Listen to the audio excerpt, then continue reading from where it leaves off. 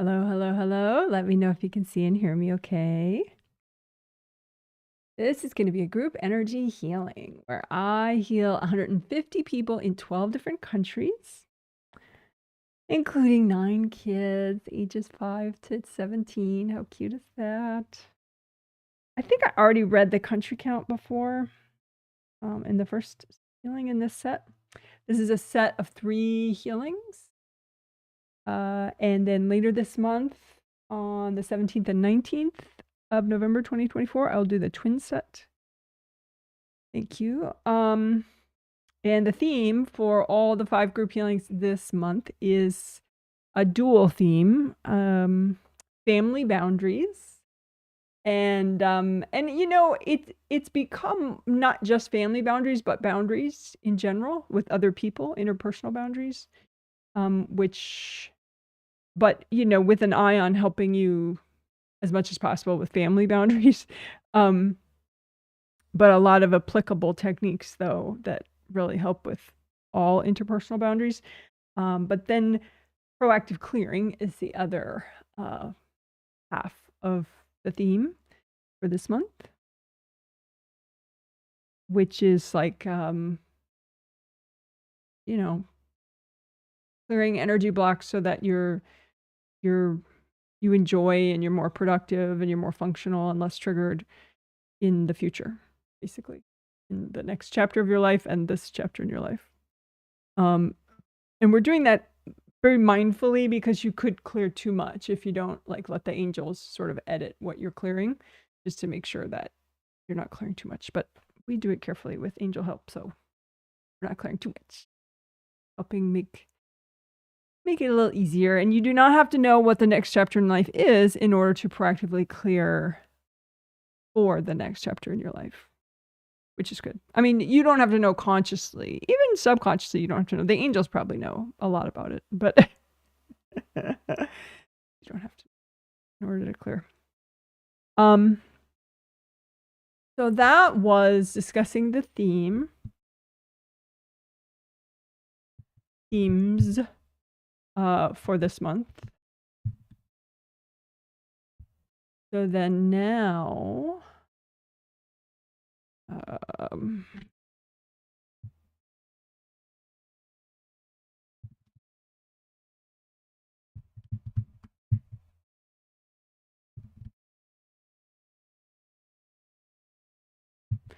now I will discuss the concepts and techniques that we will be working with today in today's healing.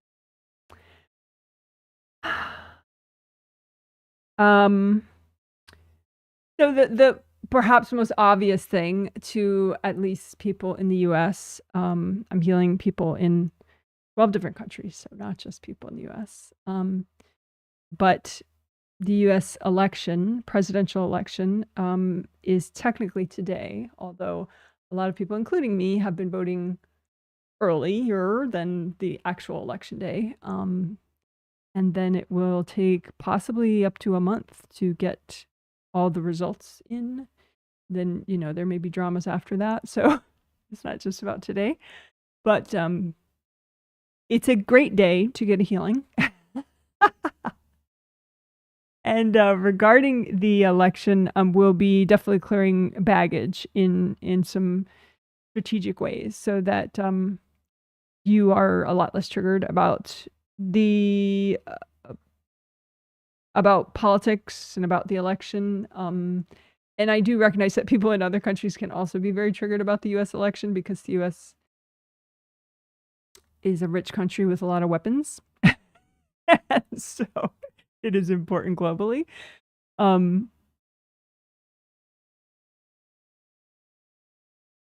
anyway, we'll be doing strategic clearing for that, which should be cool. And also it can help, you know, if you live in a different country and you're not especially triggered about the US election, it can just help you be less triggered by your own political happenings in your own country. So there's that.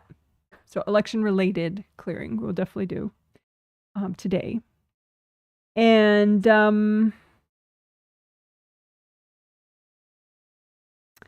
proactive clearing, we will do that as well in an interesting way today, I think.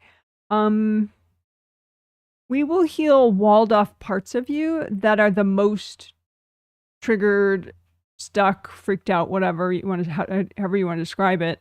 The most freaked out about this chapter in your life, and heal walled off parts of you that are the most freaked out about the next chapter in your life. Because a lot of times subconsciously you do know what the next chapter in your life is, basically. And two, sometimes you can just freak out because you don't know what it is. You know? So walled off parts of you is something that we do on and off, and it's very effective. It's that people can be in so much denial about a part of them and how they feel. Part of it maybe is that, I mean, some people just don't really think about how they feel about things. But even the people that think about how they feel about things, they're thinking, they tend to pick up on the predominant way that they consciously feel. And so it's like, well, I feel frustrated, or I feel fine and peaceful, or I feel confident, or I feel sad. It's like a one emotion, one state of mind answer that they allow themselves. Whereas realistically, people have, it's much more nuanced and complex in general if you take into account the subconscious parts of you, the parts of you that you feel like it's too taboo to be aware of consciously. You know, like a simple,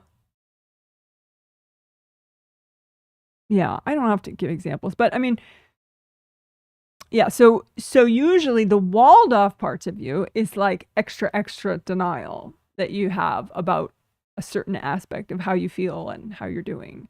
And so you'll just create a denial avoidance wall. And so you really don't have a sense of that part of you. But those are the parts of people that tend to be the most imbalanced, the most ragey, the most invasive, the most sad, the most anxious, whatever. And that's part of how that's part of how people can get themselves into trouble, because they could be whacking somebody with a walled off part of them. You know, the walled off part of you can be the one whacking others. And so you're causing all this trouble for yourself and starting all these fights and keeping them going and going. But consciously, you're like, I just want peace. What's wrong with everybody? You know? And it's common and it can happen. So it doesn't mean you're a bad person, but you know, it's definitely something workable and interesting to work too. So anyway, so we'll be doing that today. In the context of proactive clearing. There can be parts of you that are just so not okay, walled off parts of you that are so not okay with, say, the next chapter in your life, that you're not doing clearing you could be doing about the next chapter in your life. Even if you get these healings, you're just like, you won't clear it because there's a walled off part of you that's like, ma. I don't want to know. I hate this. This sucks.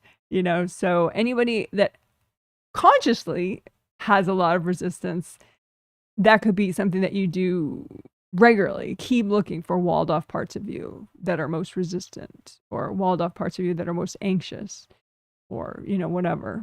But anyway, so we're going to do that. Heal walled off parts of you that are most resistant to this chapter in your life, and then walled off parts of you that are most resistant to the next chapter in your life. And as you heal, first you heal those walled off parts, then you melt the wall. So you get back that energy and it's healthy, and then you just have more energy, and there's not this like secret to you part of you that's getting you in trouble and wrecking your mood. Potentially getting you in trouble and or wrecking your mood. It could be both, or just one or the other. So there's that. Proactive clearing. Election day, proactive clearing, and then boundaries work. I want to do 2 different levels of boundaries work. I'll explain the simpler one first. It relates to sound boundaries. And sound boundaries, I didn't really realize that I should have defined sound boundaries in the survey that people filled out yesterday, because all last month, that was the theme of all 5 healings with sound boundaries. But you know, not everyone does healings all the time with me. So, and I forget that because most people do. You know, most people that get the healings, they're on a subscription. They do both sets every month.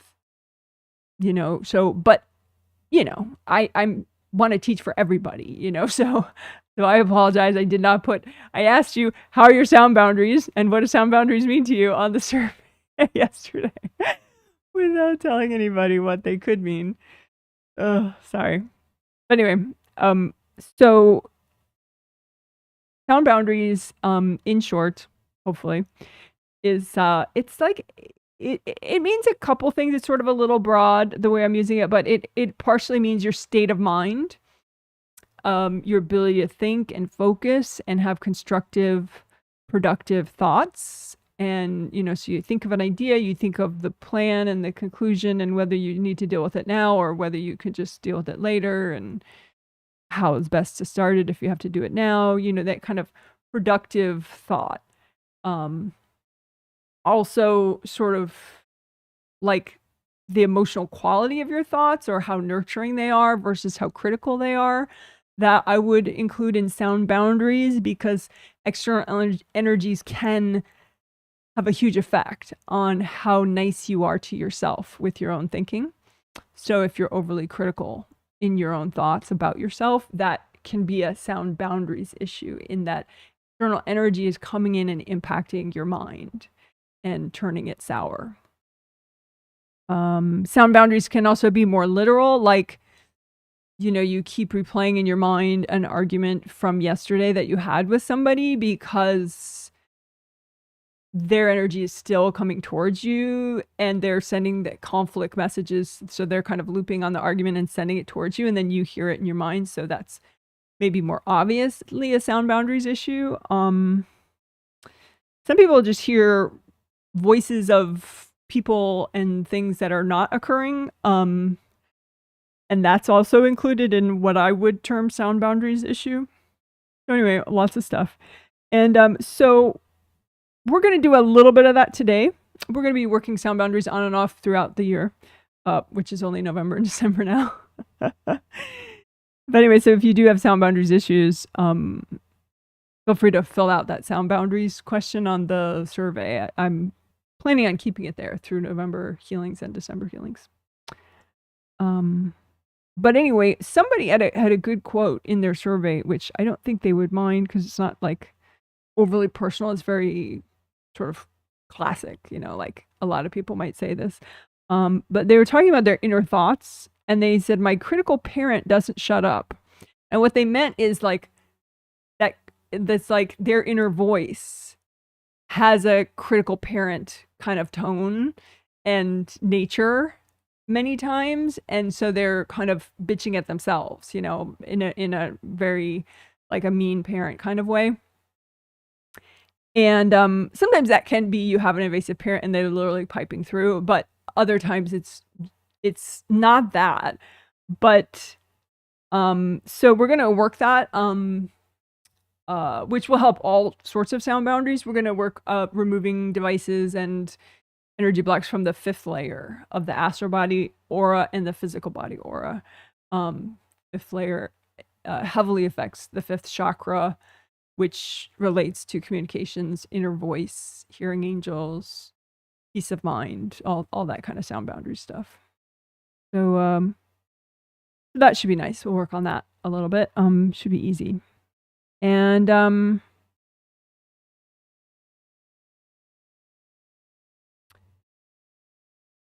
so now I'm gonna talk about the thing that may be the most new. So I'm gonna give it its own little chapter later. You know, its own little section you could jump to.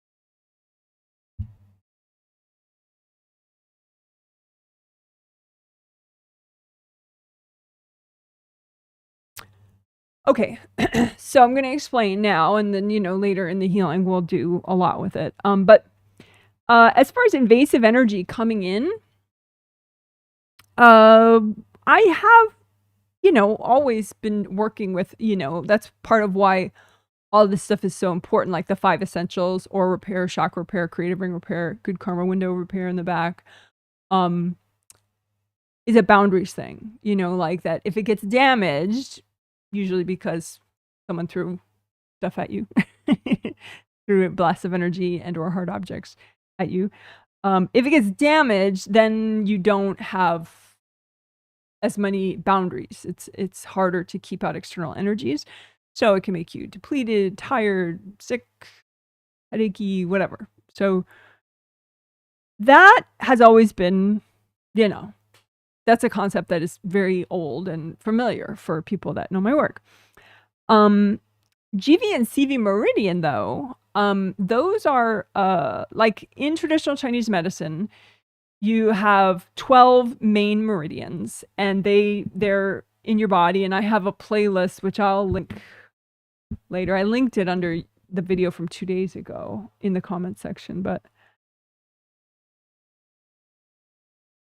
I'll link it again.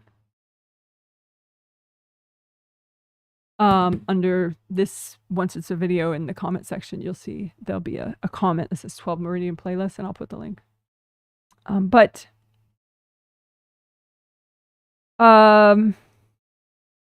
So there's the 12 regular meridians, but then there are extra or extraordinary meridians beyond just the 12 regular ones in the body.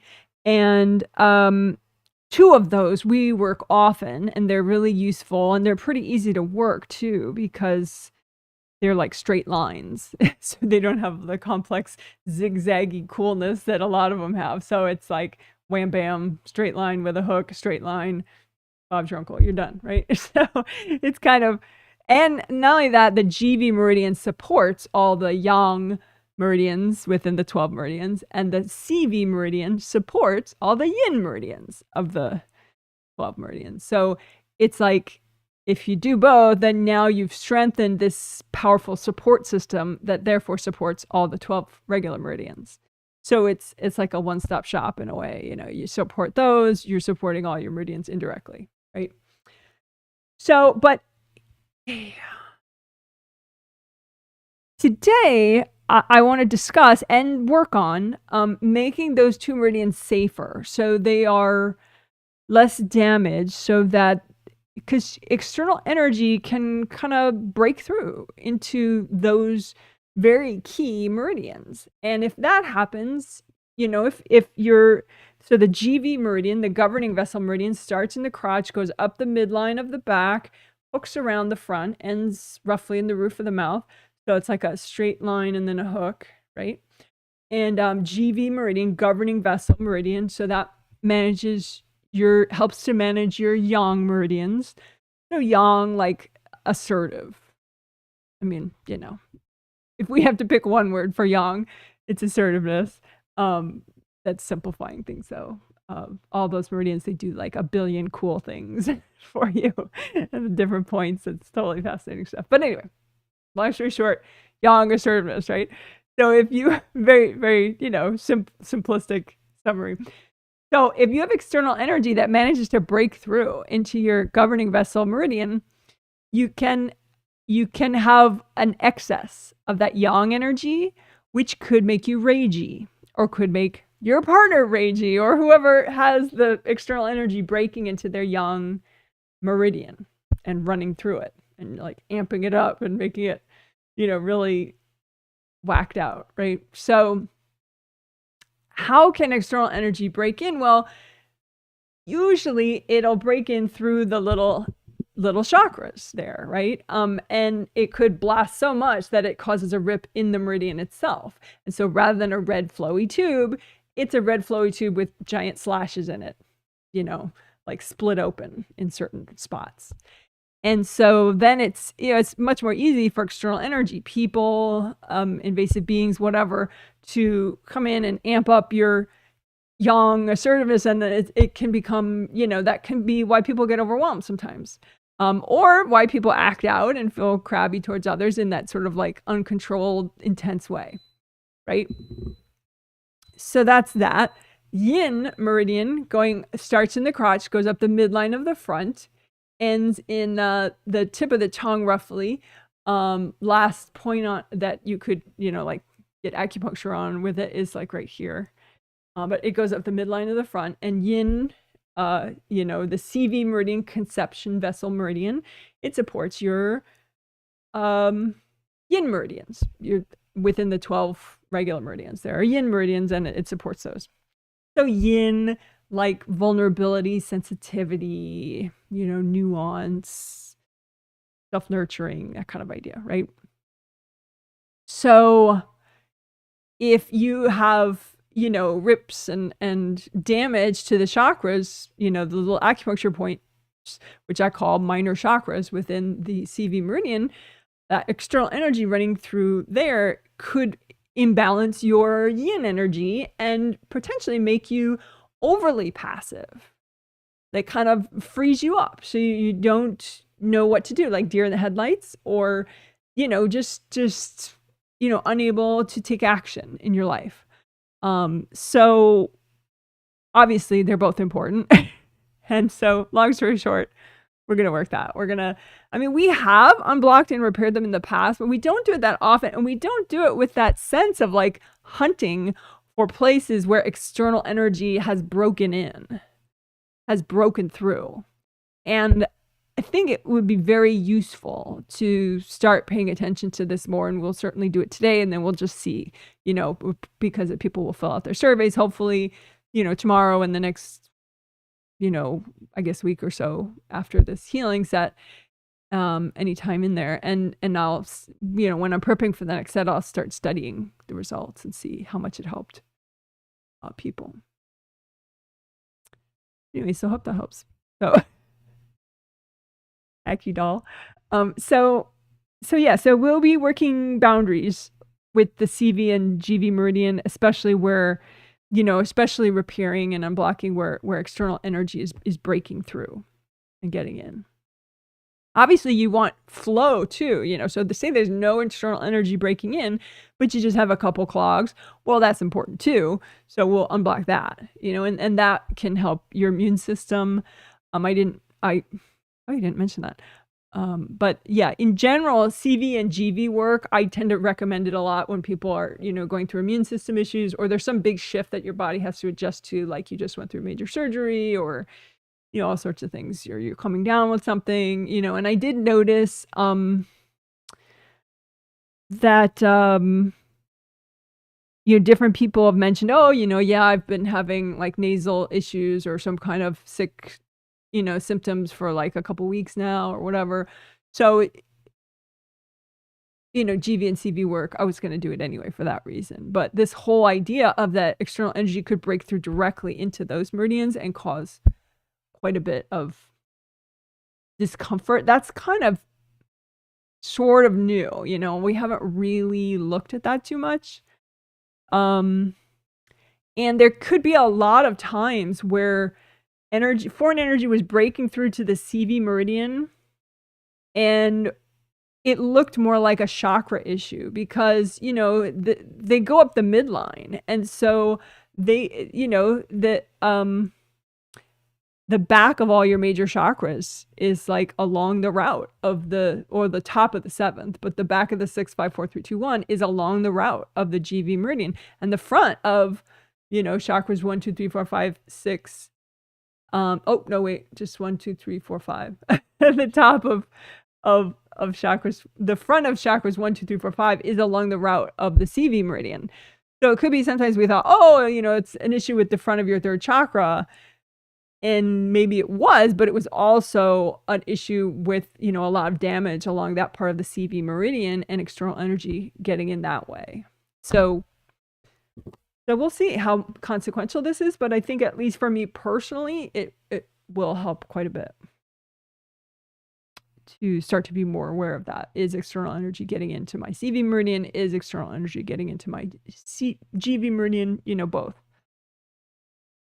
And then other meridians and other, you know, like the 12 regular meridians and then the extraordinary meridians, you know, we can maybe briefly just kind of easily do, you know, all at once, you know, healthy and gentle amount though, with that intention. But, you know, any places where external energy is breaking into any meridian, we could do that all at once, and just do what's healthy and gentle, but just do enough repair and, you know, remove little spear-like devices and get the beings removed, invasive beings and invasive people, so that the repairs can be effective. And so we'll work all meridians and points as well that are causing boundaries issues. So it should be interesting. And also, you know, the causing immune system issues. So we'll work both. So that's that. And I think that could be the most consequential thing we would do today, but you know, everybody's different, so we'll see what affects people in what ways. And then there's, you know, maybe a little bit on the maybe list, but I don't want to talk about maybe list stuff because maybe I won't do it. So that's that. Oh, and about the meridians, especially GVCV, but all of them, we're gonna check. Do you have a gold protective force field around your CV and GV meridians and around all your meridians? Because red is a really good color for the meridian itself, and the little acupuncture points, which are minor chakras. Red is a really good vibration for all of that, the meridians and the chakras. However, a gold force field around them, a gold protective force field around them, is great to kind of help, you know, kind of like a buffer zone for your auras.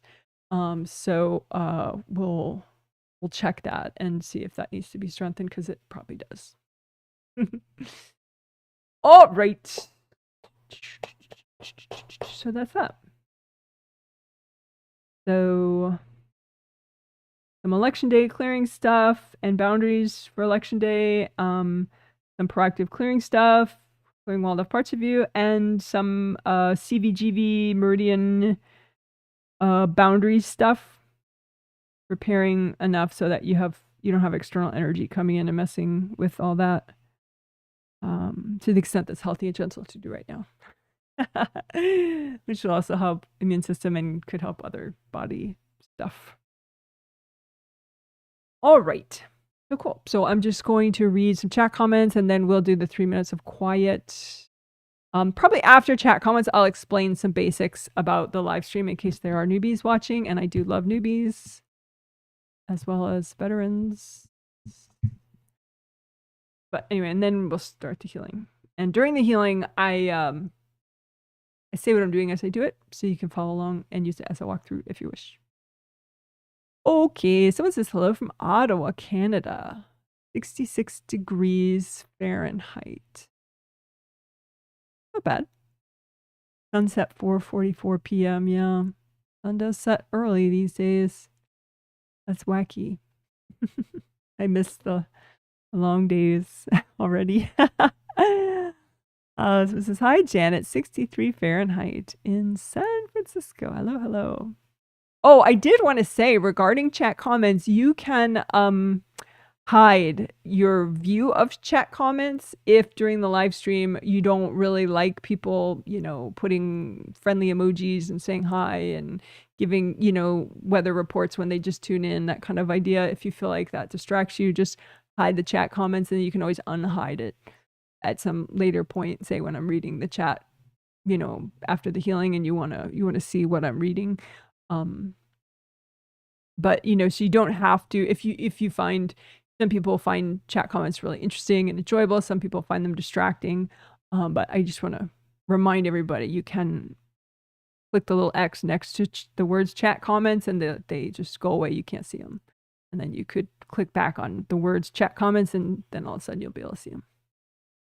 Okay, someone hide a comment, but they got rid of it. So hello to you anyway. Hello to you. Hey, Janet, can see and hear you in cloudy Petaluma, California, 69 degrees Fahrenheit and cloudy. Well, hello to you. 69. That does sound nice for November. This is hello, Janet. Can see and hear you. Hello to you. Thanks for the emojis. They're cute. So it says made it. Ooh, on time. Yes, which is not easy with me because it's a flexible start time. So it's like a moving target. Oh, someone says the CBGB boundaries concept sounds really cool. Yeah. I'm excited. Since I think part of it is since the meridians, part of it, which I was trying to get to, but I didn't really say it right. The meridians, they're closed systems. It's not like one of your major chakras that shoots out energy into an entire aura layer, right? A meridian just keeps it within its meridian, except for the extraordinary meridians, which all help each other. And two like different acupuncture points send energy to a different meridian. Like they talk to each other a lot. The meridians talk to each other and can interact with each other. Through key points, this point interacts with this and this meridian, yada yada yada. So, but within the meridians, it's like a closed system. It doesn't go out to an aura necessarily, although your Wei Chi auras, send gold light into the meridians. But I think that's part of why it just wasn't on my radar that to pay attention to that external energy and break into meridians and run through them, and that affects you a lot. I mean, I kind of knew it, but I didn't click at how significant that is. So yeah, it'd be cool. What says, hey Janet, 63 Fahrenheit and rainy in Michigan City, Indiana. Well, hello to you. Yeah, it is not raining here right now. Oh, though, we do have a lot of wind. So if the wind picks up and I lose electricity because the wind knocked down one of the giant trees that's all around me in this neighborhood, don't worry, I'm okay. We have wind all the time. We lose power somewhat frequently, and sometimes it's for hours at a time. So if that were to happen at any point and I couldn't live stream, because we do have a generator, but it's not always easy to get it started and yada yada yada. So if I'm not able to finish a stream or even start a stream because we don't have power, I will know that I'm safe and we have a nice strong house and everything, and so I'm safe, and it's just that we don't have electricity, and I will do the healing anyway, as scheduled. So I just don't live stream during it if I don't have power, electricity power. And then I would, email like a real rough summary or somehow get it to everybody, a real rough summary of the healing, probably by email. But that's what I used to do in the old days before I was a live streamer. In the old days, many years ago, which was really like probably like 7 years ago. I didn't live stream when I did these healings. But anyway, so yeah, so power goes out, don't freak out. Janet is safe. And I'm still doing the healing even if I'm not live streaming during it. And so everything will proceed. Maybe, if I don't have power, and I have to deal with something, then maybe, I'll do it like an hour later than I would have or something, but I'll be doing it for sure. Okay. So enough about that.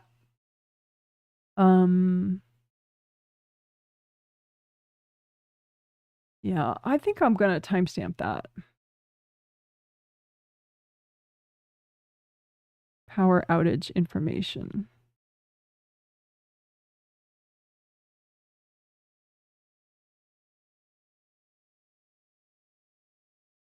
All right. I have to like remind everybody that at the start of pretty much this time, like early fall is when the winds really pick up. Early fall through spring. So anyway, okay, so I will timestamp that to point it out to people more. Okay, so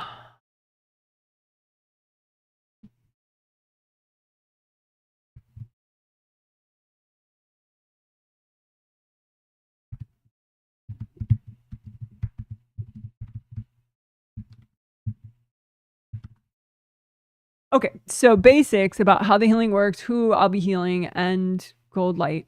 So this will be review for my veterans.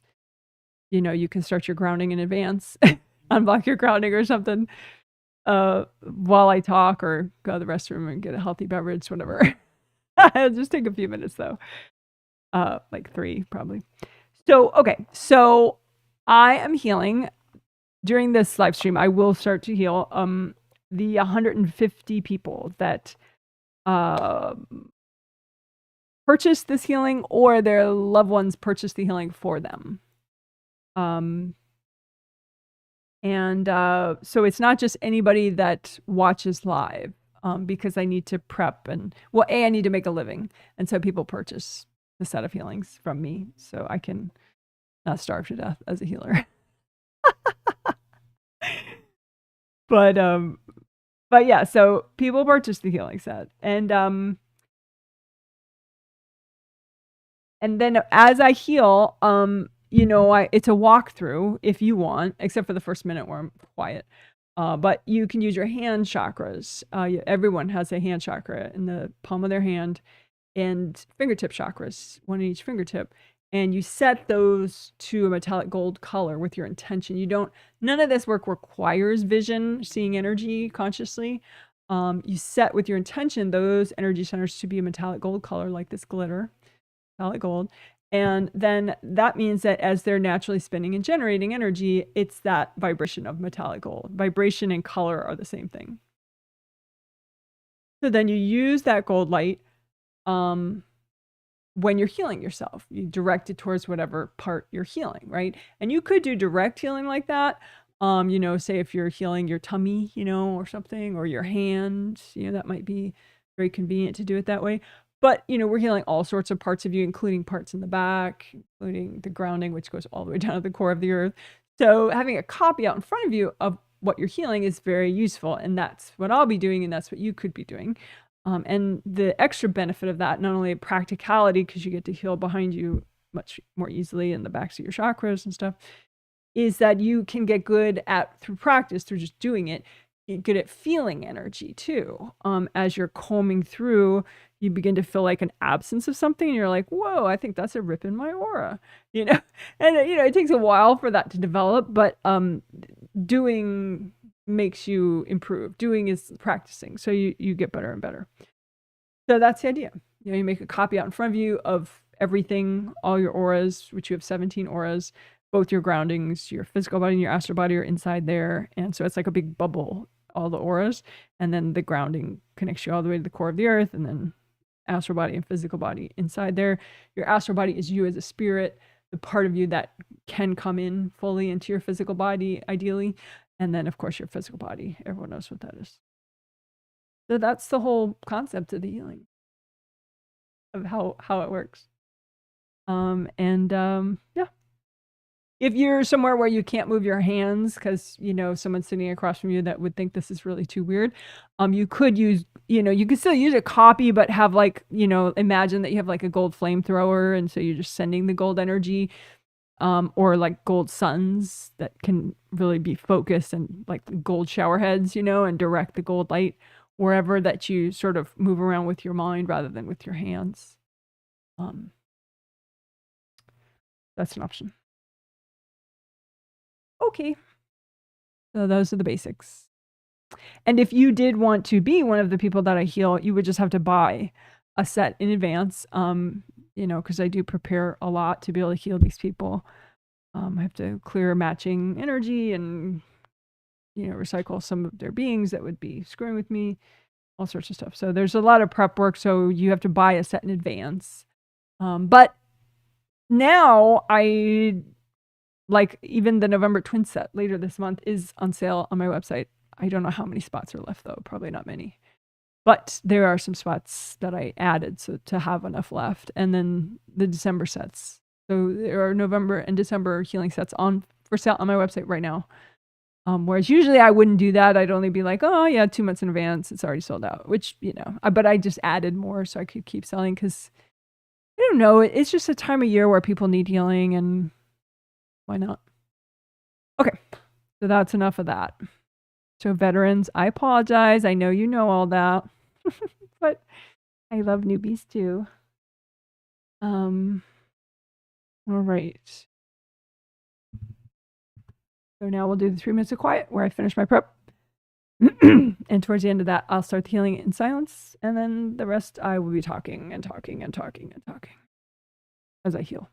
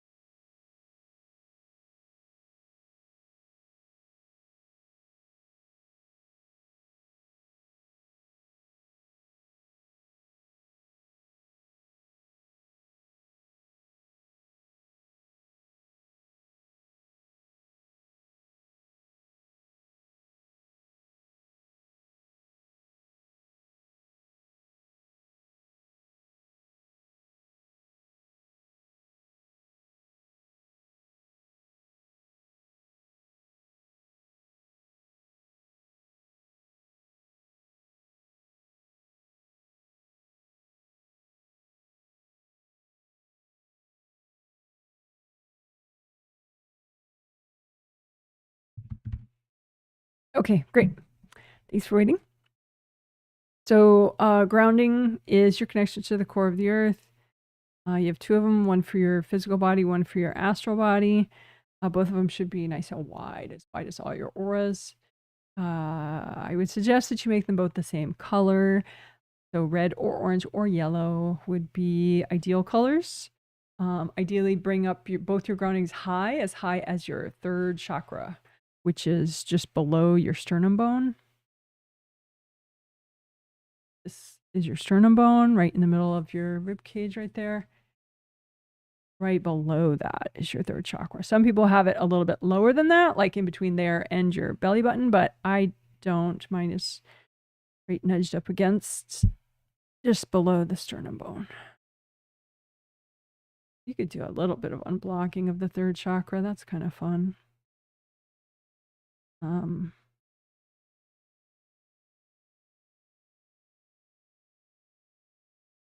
We'll get to chakra repair soon, so I won't do or explain it. But I will explain grounding. So, but bring your grounding up high as your 3rd chakra, to include your 3rd chakra.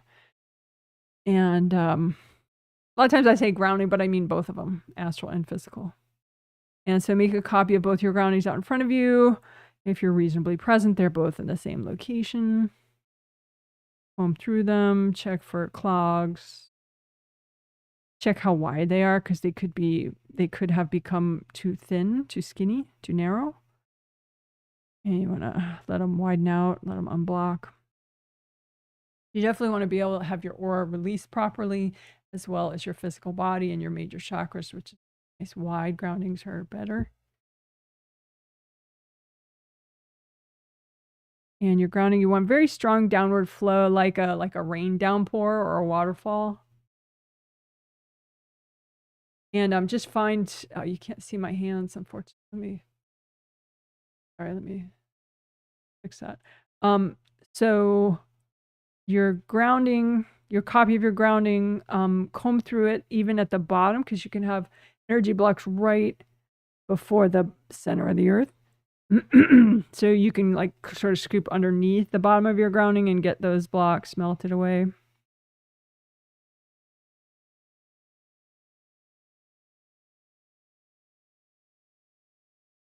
It's not the camera.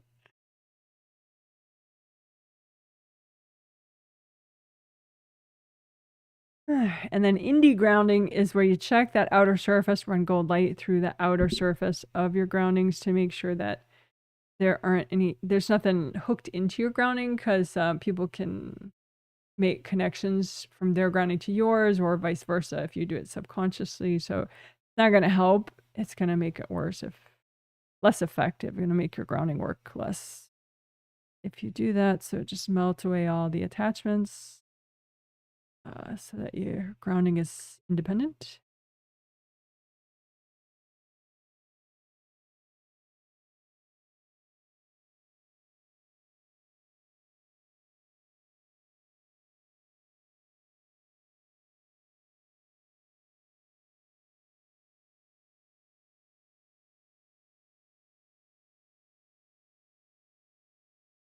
Okay, good job.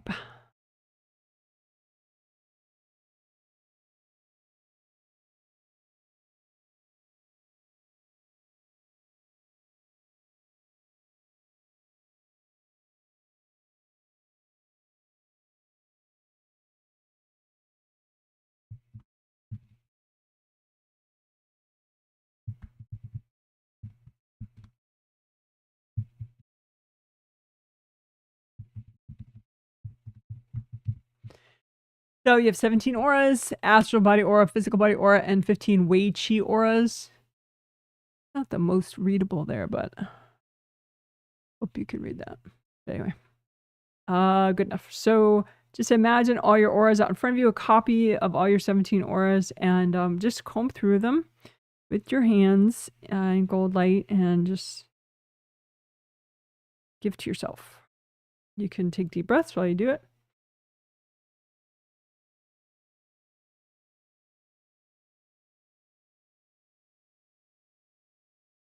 And for some of you, you might have to kind of mindfully turn your attention inward towards yourself. Because some people, they just are very hyper vigilant of their loved ones, and they don't have like that healthy balance where they're aware enough of themselves and their own energy. So you might have to just kind of tune down the awareness of the outer world and your loved ones, just so to help your awareness and your ability to heal yourself. Even just for these couple minutes that you're healing yourself, you can go back to over vigilance when you're done.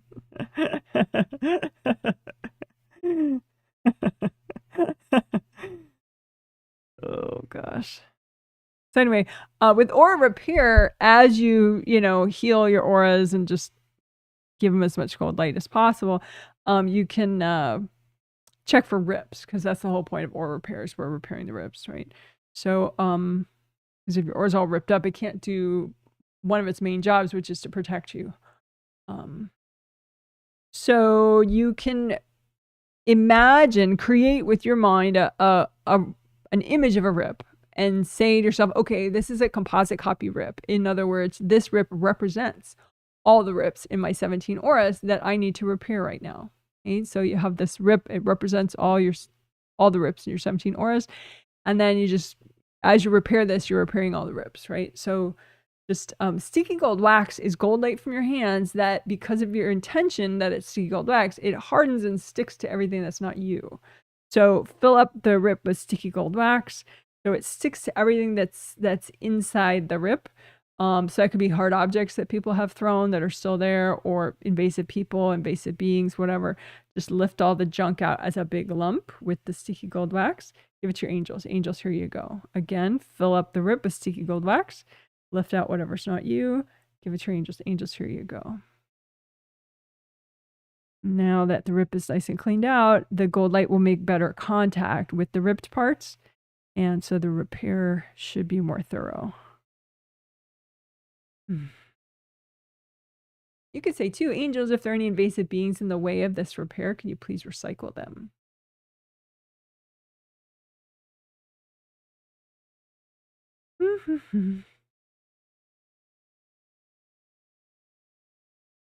Why would invasive beings be around a damaged part of your energy system? Because damaged parts leak energy, and invasive beings, most of them, they just want energy. They're not as capable and giant as you are, and they're attracted to leaks, like a little buffet for them. Oh, we don't want that, right? So that probably repaired most of the rips in your aura, but just in case there are maybe a few stubborn rips still there, make another composite copy that represents any leftover rips that you still have, and do the same repair process to repair the leftover rips. So have it be your leftover rips in your 17 auras. Fill up with sticky gold wax. Get rid of the junk. Angels, here you go. Sticky gold wax. Get rid of the junk. Angels, here you go. Especially hard objects. Angels, here you go. Angels, if there are any invasive beings in the way, can you please recycle them?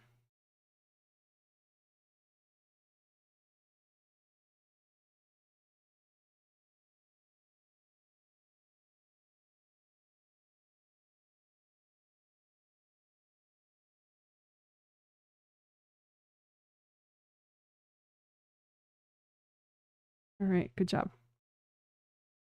So, and comb through your auras and double check. There could be hard objects that are stuck somewhere in your energy system that, were thrown at you at some point. And so you can just go through everywhere with gold light and just melt away whatever's healthy and gentle for you to melt away right now as far as hard objects stuck in your energy system somewhere.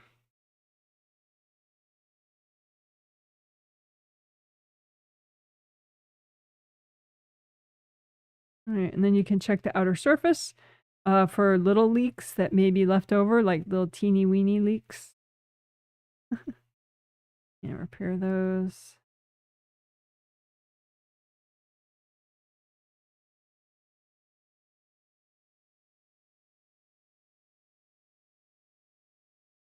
Double check your grounding again. Make sure it's still got really good flow throughout.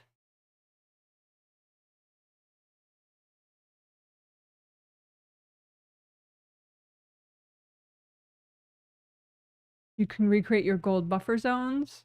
I do have a video if you've never heard of those. They're gold buffers that you make and attach to the outer edge of your astral body aura, and then one for the outer edge of your physical body aura. And they just slow the rate of aura damage if someone's trying to throw energy at you and rip things open.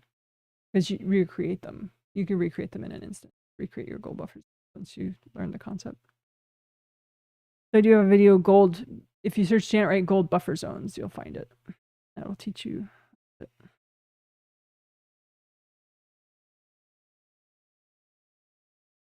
Real quickly, we can repair your gold mesh spheres in your auras, and those are in the Wei Qi auras, and they send gold light inward towards your body systems, and they just make the Wei Qi auras nice and bouncy and full of gold light, which is helpful for boundaries.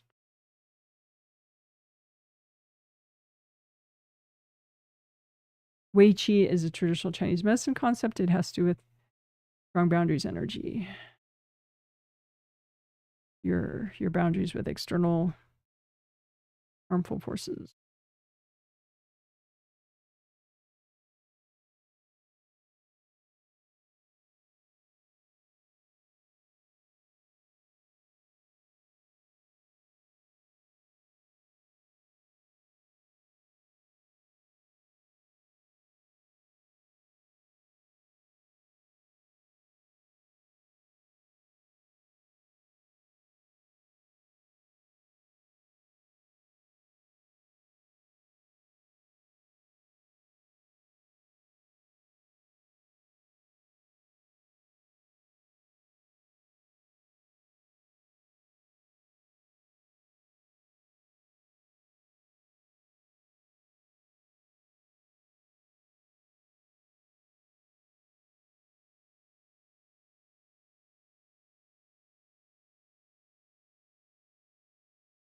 All right, good enough.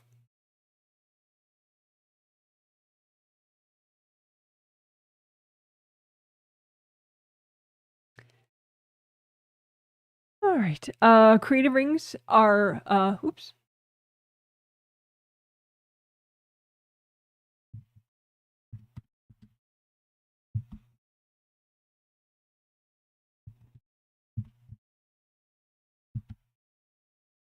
So creative ring repair.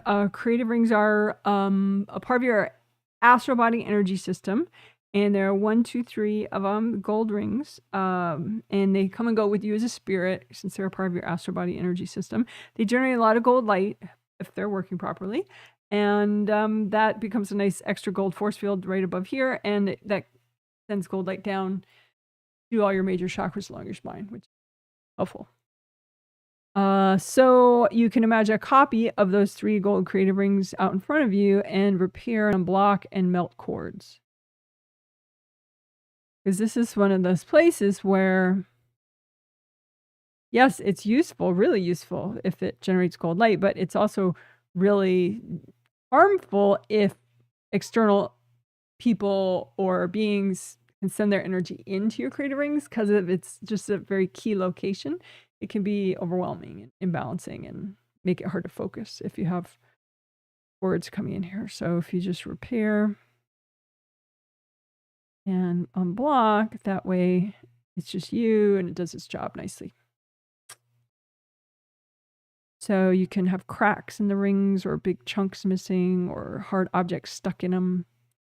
So we could do sticky gold wax to get rid of a lot of all that stuff.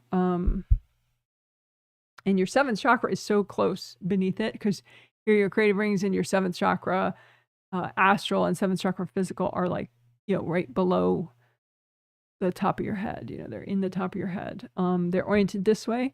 So round opening the top, round opening the bottom, cylinder shape. So you can imagine both your 7th astral and 7th physical. If you're reasonably present, your 7th astral chakra fits right inside your 7th physical body chakra.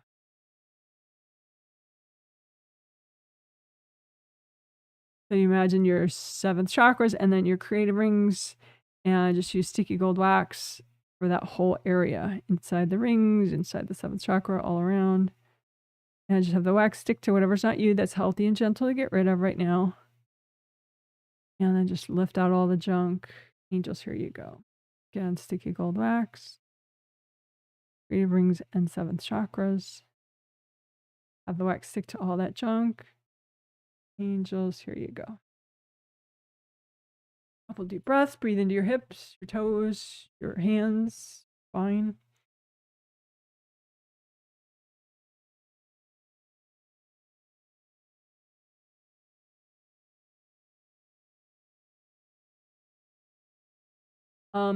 Your creative rings, if they have cords going into them, they can be in an irritated state like this because the energy coming in that's not yours is extra, and so it puffs out the flaps, these things that are sticking out here.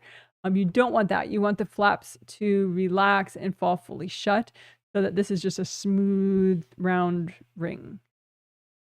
And this also happens can happen in the openings of the chakras, the major chakras. You can have pairs of cords from people and then the flaps stick out just like that. So that's what you don't want. You don't want the flaps. You want to melt away the cords. So you can melt cords going into both round openings of your 7th chakras. And purple is an ideal color for both your 7th chakras. So melt cords and unblock around the round openings of your 7th chakras. And same thing for your creative rings, melt cords, and let those flaps relax.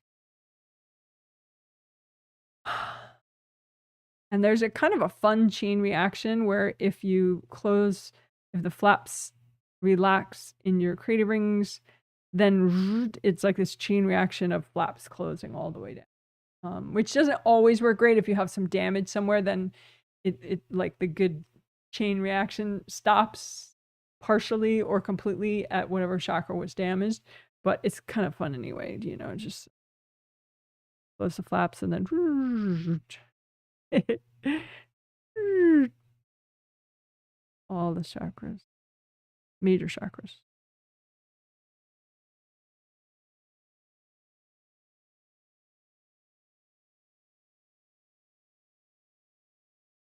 Okay, good enough. So that's creative rings.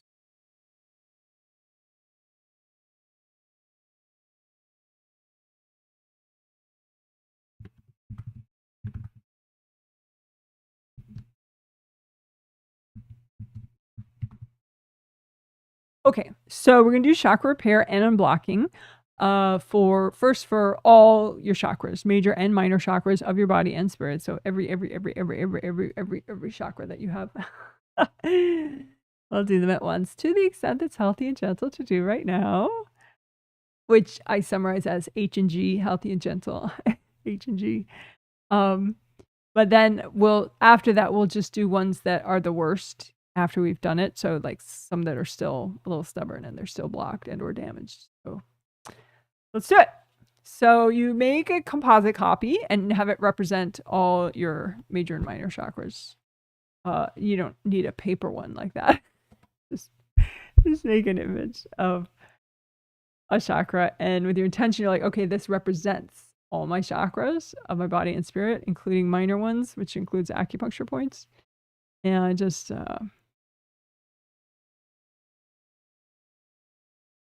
repair and unblock and melt cords.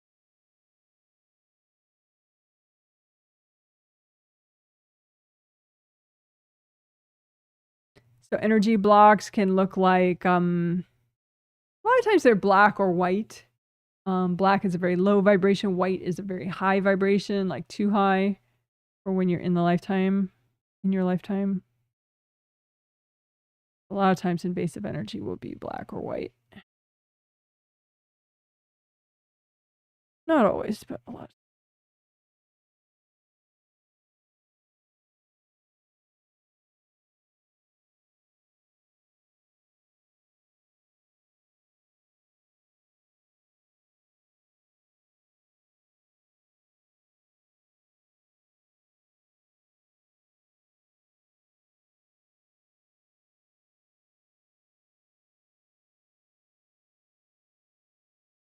So the energy blocks can be blocking the flow around the round openings, your energy in and out of the chakra, or it could be wrapped around the outside, kind of constricting it, or it could be stuffed in there.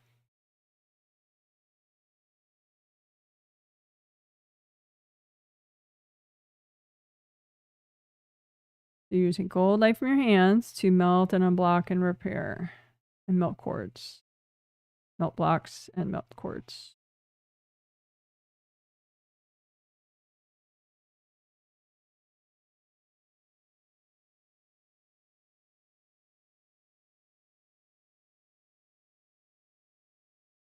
You want your chakras to be unblocked enough that they can do their job. And a big part of their job is they generate energy. So even the minor ones, the body ones, like in the meridians.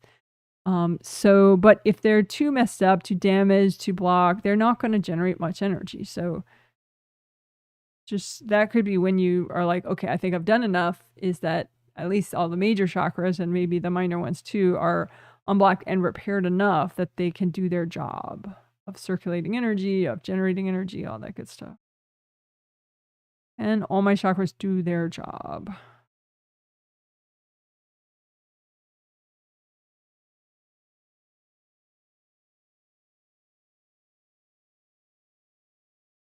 And of course, healthy and gentle is still the most important thing. So melt the cords, let the flaps relax around the round openings. You can lift out energy blocks also, lift them out so they're separate from that composite copy chakra. You can then blow them up, or you can, if you're healing yourself, or you can lift them out and use gold light and melt them away, or lift them out and hand them to your angels. Angels, can you help me with these? Lift them out. Angels, here you go. Lift them out. Angels, here you go.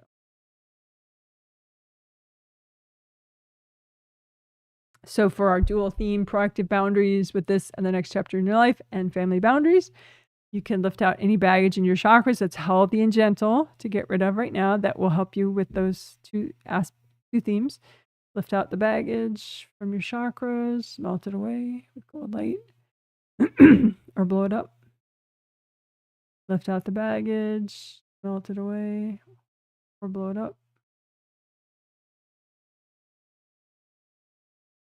One more time. Lift out the baggage in the way of proactive boundaries, proactive clearing in the way of, in the way of this in the next chapter in your life, and in the way of family boundaries. To the extent it's healthy and gentle, just that healthy and gentle amount, and then just melt it all away.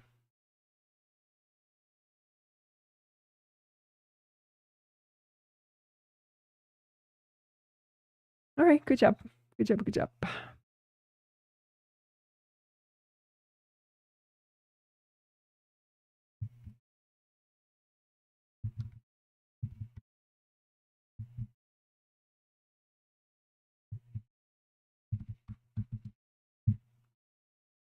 Okay, so we're going to do what I generally call your fifth essential, which is good karma windows back here, and flow zone, which also includes around your neck, and base of skull points, which are acupuncture points back here. All that stuff is really important for boundaries, for being able to be in your head and have good flow and function and safety. So just, mental focus, not feeling overwhelmed, all sorts of good stuff. So good karma windows are back here in your astral body aura. 1, 2, 3, 4, 5, 6, 7. These little triple frame windows back here. And you don't want them bashed in, because if they have damage, then external energies like people and invasive beings can weave their energy through and access your upper chakras and your brain and kind of mess with things like balance. I was noticing someone was like, oh, I was having some balance issues. And it looked like actually a good karma windows issue, because not only do you have the inner parts of your ear help with balance, but there's also like your brain stem and your cerebellum, like lower parts of your brain, that help with balance. And so if you have too much external energy coming through some busted up good karma windows, that can affect your your brain stem and your cerebellum. I mean, any part of your brain. But in that person's case, I saw it wasn't an inner ear issue. It was just good karma windows, and the external energy was coming through and kind of, making her brain not be able to process the balance data coming from the inner ears properly. So, anyway, good karma windows, just repair them enough and unblock them enough so that it's just you and it's all flowing and safe. So that it's not a venue for external energy to come in. Just good for you. Because there is good stuff that can come through, like your new positive change energy. Some of it can come through here. A gentle light energy of like the moon and the stars that's uplifting can come through here. Good karma energy from the universe can come through here, which is why I call them good karma windows. But if they're damaged, then the bad stuff comes through too. Or maybe just only the bad stuff.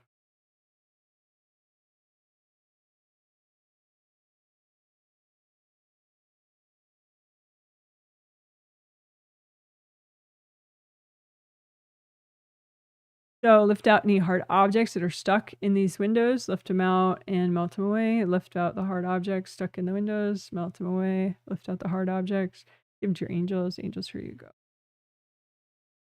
And if there are any invasive beings in this area, you could do like collapsing gold nets through your head, your neck, shoulders, and the whole good karma windows area. Collapsing gold nets. Angels, here you go. So big gold nets that collapse in and tangle up whatever's not you there. Drag it out. Angels, here you go. Give it to your angels so they can recycle all that junk.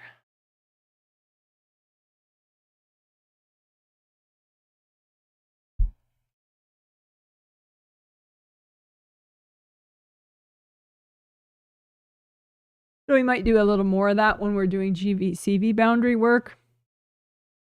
But that's good enough for now for good karma windows. Flow zone is in that same area back here, but in the physical body aura. Good karma windows are in your astral body aura. The flow zone is back here in the physical body aura, and it also includes the neck, in and around the neck. So back here and in and around the neck is the flow zone. So there are no windows. It's just aura layers of the physical body aura. So you just want to tune your awareness to detect like hardness. It doesn't matter if you can, like if you're not good at seeing color, that's not really a huge thing because you can always use your intuition for color if you have to. But being able to see form or outlines or detect hardness versus flow, that's very useful.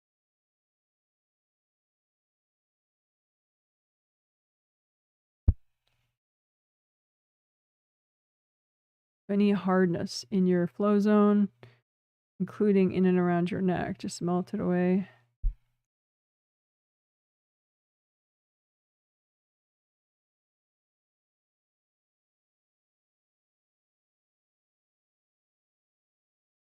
You know, some people, as I'm healing clearing out foreign energy from the flow zone with gold light, some people have invasive energy from other people about voting, like go vote today, go vote today, go vote today, which, you know, I of course agree with the sentiment. It's great to vote, and I encourage everyone to do that if you haven't already. If you have an election today, it's really a big deal, but you don't have to keep people's invasive messages about it in your space. If you have any invasive messages of any sort in your flow zone, in and around your neck and behind you, you just wash those out, melt them away with gold light.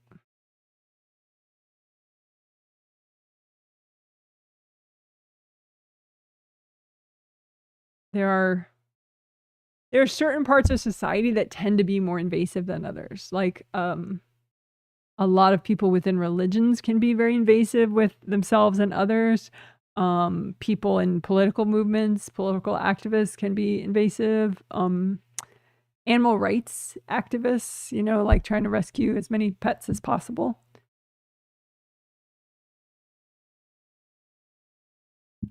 They tend to be very manipulative. And I think the idea is, well, you know, it's for a good cause. Which, you know, it is a good cause in some of these cases, arguably in the religious case, but, you know, depends on your views. but you can always wash out everybody's stuff, everybody's ideas, everybody's urgings from your space. You don't have to keep the brain chips. You can melt them away. And fifth chakra is inner voice and communication with self and others. So that's part of why, you know, the flow zone and the fifth chakra, it could be there.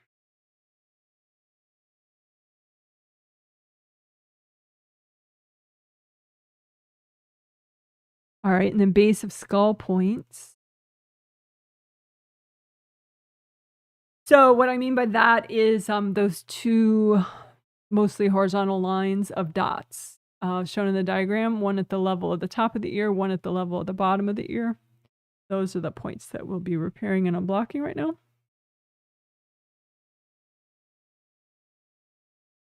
And again, like I said, I will link below later the 12 meridian playlist, which that midline up the back one, that's the CV meridian, so that won't be in the playlist. But The yellow one is the urinary bladder meridian. That'll be in the playlist. And then the green one is the gallbladder meridian, and that, of course, will be in the playlist as well. You want to see the whole meridian and use it to practice energy healing. The only thing you definitely want to remember with healing your meridians is healthy and gentle. It's very important because one meridian affects the other. One point on one meridian could affect 3 different meridians. So just have your intention be you only want to unblock and repair and heal to the extent that's healthy and gentle.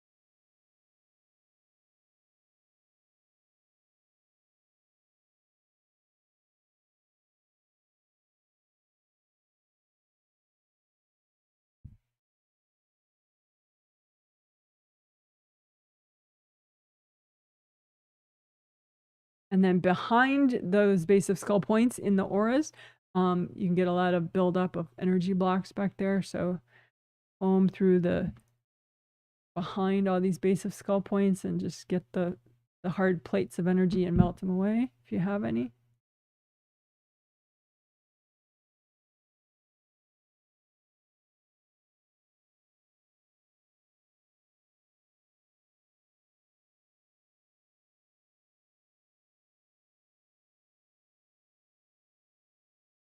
And as far as, the base of skull points, those are only in the physical body head, right? But as far as combing behind that area, combing behind the base of your skull, you can absolutely do that for both astral body and physical body auras. Because if you have like a big block in the back there in your astral body aura, it's absolutely going to impact your physical body as well, because it'll impact your boundaries and yada yada. Just any hardness behind your head and neck, especially around the base of this.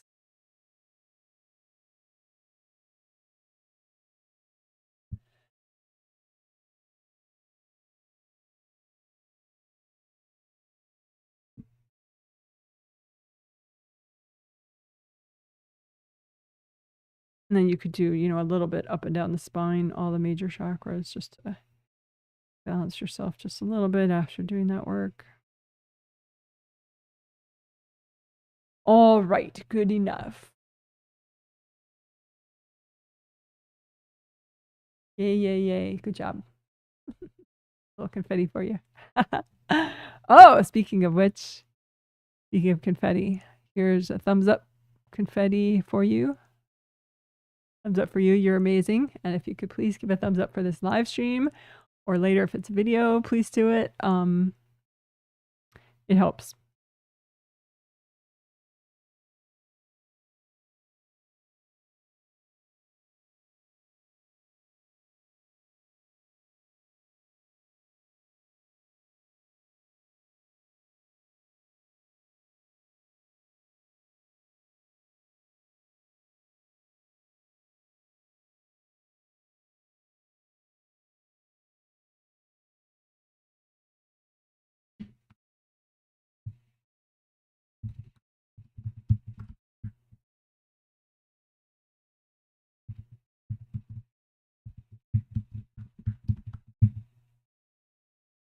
Okay.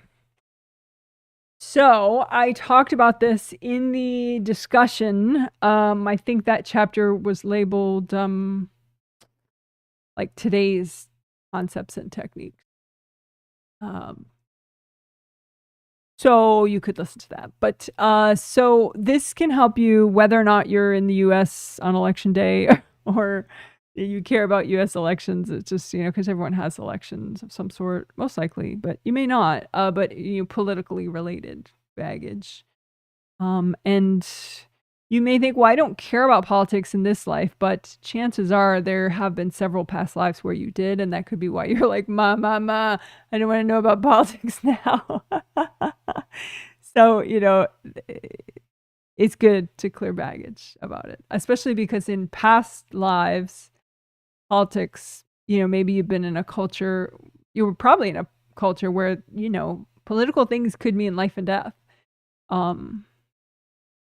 Who's in power, how somebody gets in power, and how the other person falls out of power could become a very violent reality in your life, could have become a violent reality in your life. I mean, in this life too, that can be the case.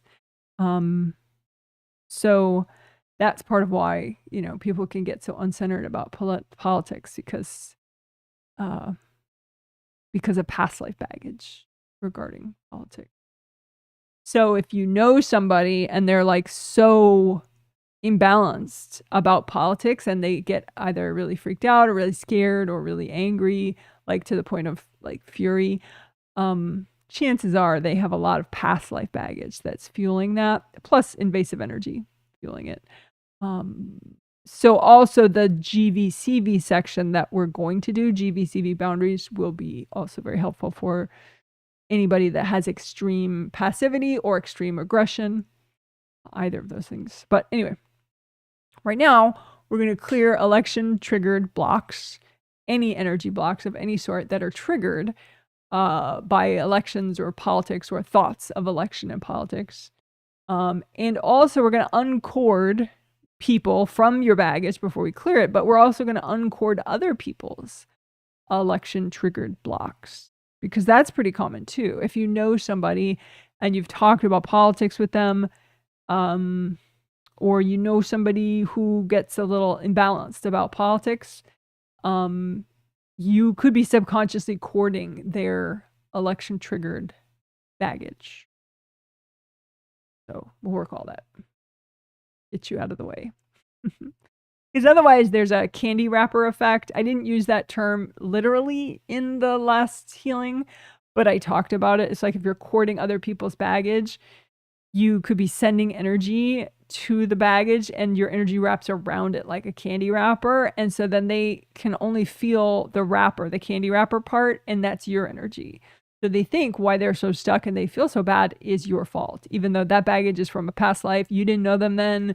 You are completely innocent of that trauma baggage that they're dealing with, but you're candy wrappered around it because you're cording it subconsciously because, you know, their extreme wounds make you uncomfortable and subconsciously you're trying to fix it by cording, blah, blah, blah. You know, it's accidental that you're cording, kind of. But anyway, we don't want the candy wrapper effect so that you get blamed for somebody else's baggage, right? Plus it's invasive, which is not good for either of you. So that's what we'll do. Rah, rah, rah. Clear baggage and uncord. So let's do it. Okay. So first, we'll deal with your election-related baggage, election-triggered baggage, which is different, you know? So it could be that you're just freaked out by angry people. So that's election-triggered blocks because many people get angry around politics, and that freaks you out. Their anger freaks you out. But anyway, for whatever reason, your blocks that are triggered by elections, right? That's what we're going to clear.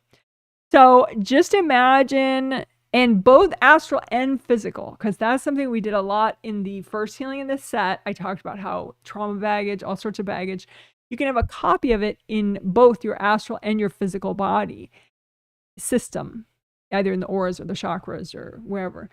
And a lot of people forget that and they only clear the astral body version of it. And so then it's still in the physical body version of it. So then when you wake up, you like feel it each time consciously, or it just keeps affecting you.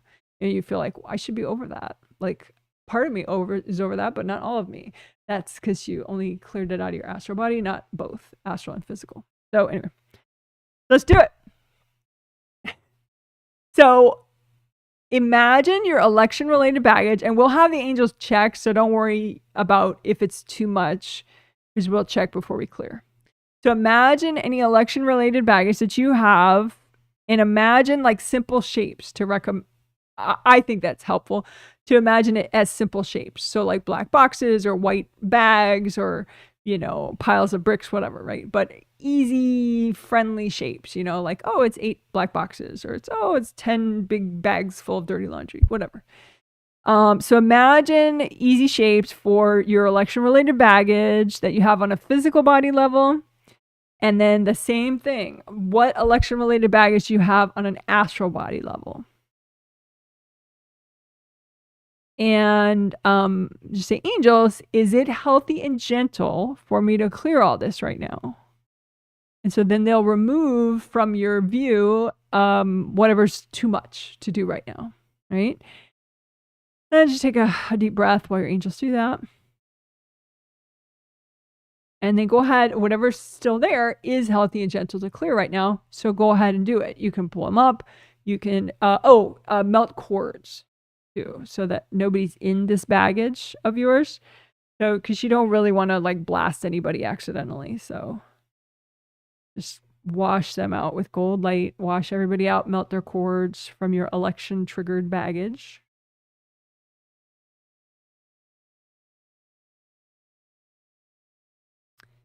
And then go ahead and blow up the blocks if you're healing yourself, or melt them with gold light or gold fire. And if they're not going away, you can hand them to your angels. Angels, here you go. Angels, here you go. So take a couple deep breaths, check your grounding again. We'll do that again, but we'll just ground first. Deep breath, unblock your grounding.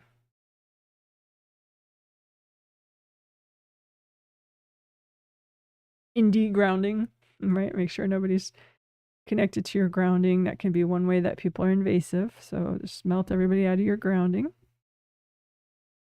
One more time, just imagine in like approachable shapes that don't freak you out, like, you know, white boxes or black boxes or whatever.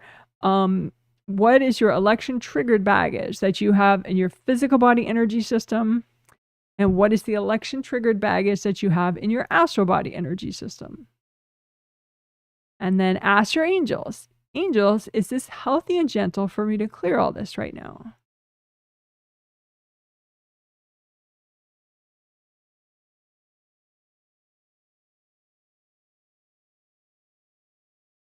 And then whatever's still there, yes, is still healthy and gentle to clear. So you could, if you're healing yourself, just blow it all up. Oh, wait. wait.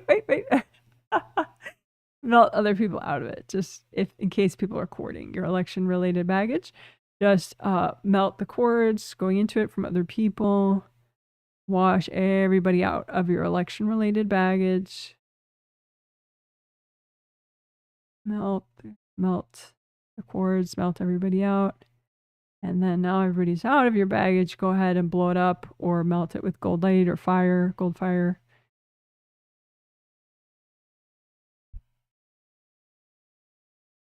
And if you have any left over, give it to your angels. Angels, can you help me with this? Angels, can you help me with this? Again, remember we did both levels, physical and astral body, because those are two complete energy systems. Clear both. Okay, so that's your election triggered blocks. So now we'll do other people's election related like dumps that are in your space. So that's possible that somebody was a little invasive at some point when they were talking politics with you. It could just be a stranger that you were commenting on YouTube and they saw your comment and were like, oh, you're ridiculous. Or they just thought that, you know, so whatever. So anybody dumped election related dumps, politics related dumps in your space on a physical body level, just imagine it as some approachable shapes. Any dumps, election related dumps in your astral body energy system, imagine them as approachable shapes and say, angels, is it healthy and gentle for me to clear all this right now? And then wash everybody out of the dumped energy. So like melt the cords going to other people if there are any. And then wash everybody out of this junk that was dumped in your space.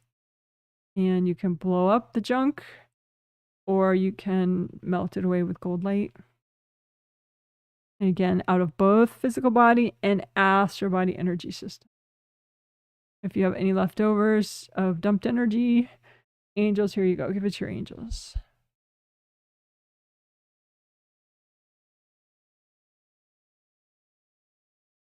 So that was getting rid of dumped energy. That's election related. That was in your space, astral and physical. And then now, other people. So other people are likely to have election triggered blocks as well.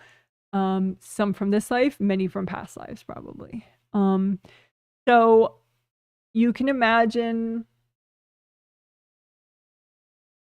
other people's election-triggered baggage in their space.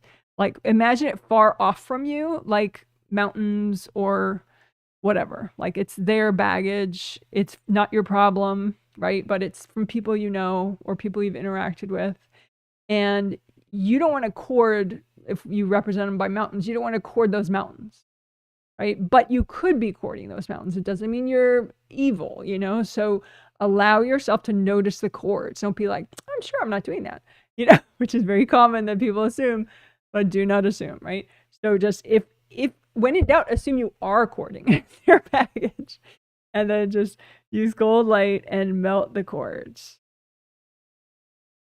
Don't send gold light to the mountains, to the people.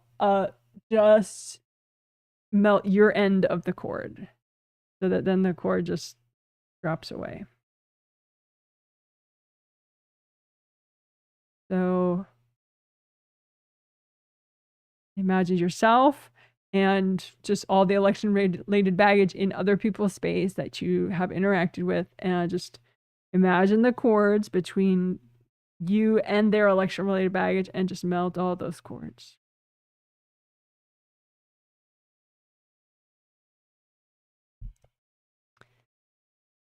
And then the final step that we're going to do, I think it's the final step on this, is my camera keeps going out of focus because it's meant for someone who just sits and doesn't move their hands the whole time.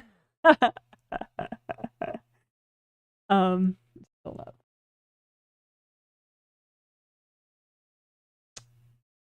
Dirty.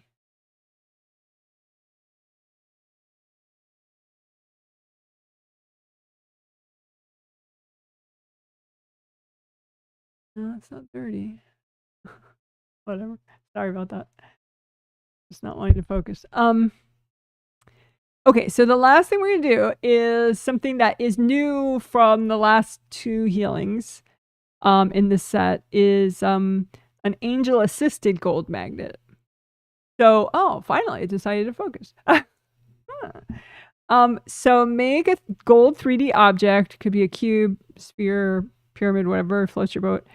And with your intention, you're like, okay, this is a gold magnet, and it calls back my energy, right? Calls back your energy from wherever it went, the present, the future, the past, other people's space, and especially have it be an angel-assisted magnet. So the angels, help me call back my energy at a healthy and gentle rate for me, and if like it's in other people's space, help me to call back my energy at a healthy and gentle rate for those people as well.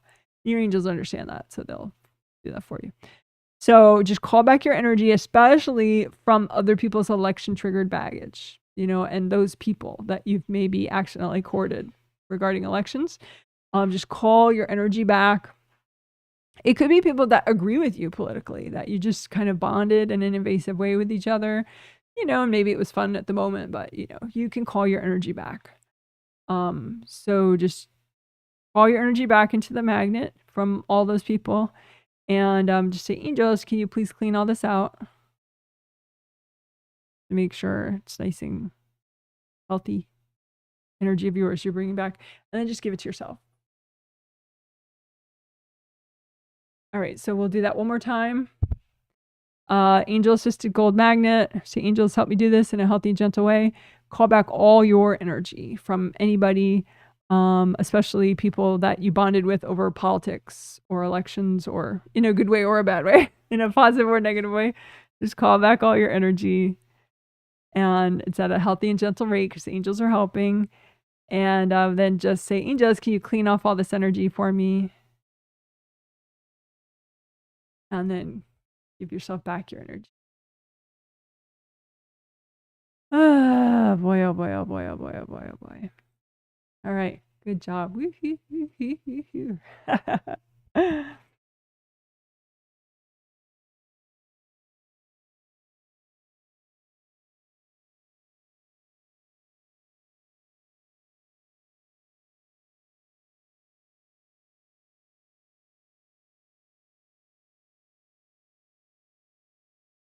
Okay, so we'll do two other quick things that will help election boundaries, etc.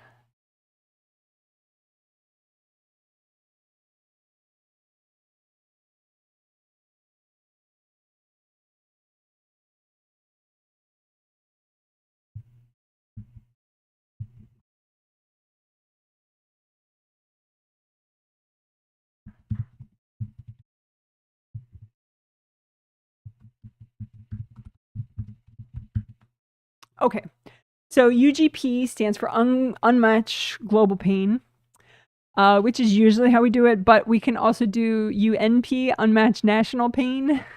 So if most people in your nation, your country, where you live right now, or your country that you're a citizen of, regardless of where you live, if you're matching everybody and you have very similar pain to theirs, it's much harder to have healthy boundaries with those people.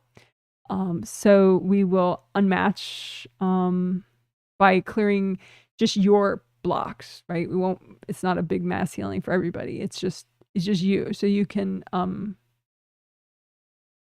have healthier boundaries with everybody and not be dragged down by the group agony or group fear or group anger or whatever. Okay, so just make a pot. You could use like a gold blanket out in front of you and just imagine copies of all your pain that's like everybody else on the planet. So we'll do the UGP, unmatched global pain part first. So just make piles of any baggage that you have that's too similar to everybody else on the planet. And so it kind of clicks you into the same agony. And it's hard to have boundaries with everybody else's pain. All right. So you have all that, your global pain matches out in front of you in a pile, and just say, angels, is it healthy and gentle to clear all this right now?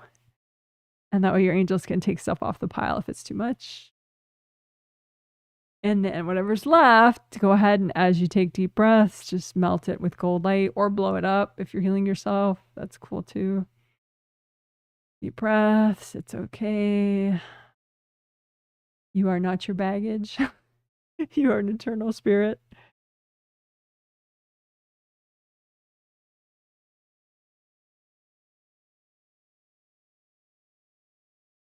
Okay, so we'll do that one more time.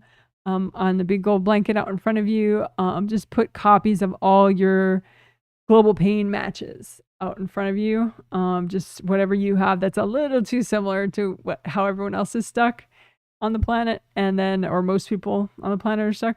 And then just say, angels, can you check all this? Make sure it's healthy and gentle for me to clear all this. Just take a deep breath or have your healthy beverage while your angels edit your pile. And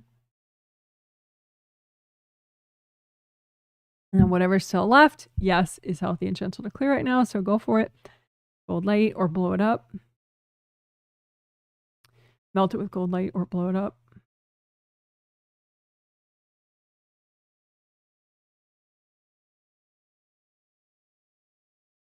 If you have any left over, you can wrap it up in the gold blanket and give it to your angels. Angels, can you help me with this?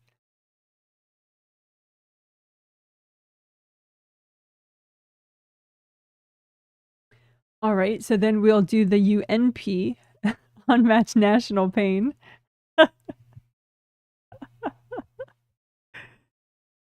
So change the heading so it kind of jumps out. Unmatched National Pain. So big gold blanket out in front of you.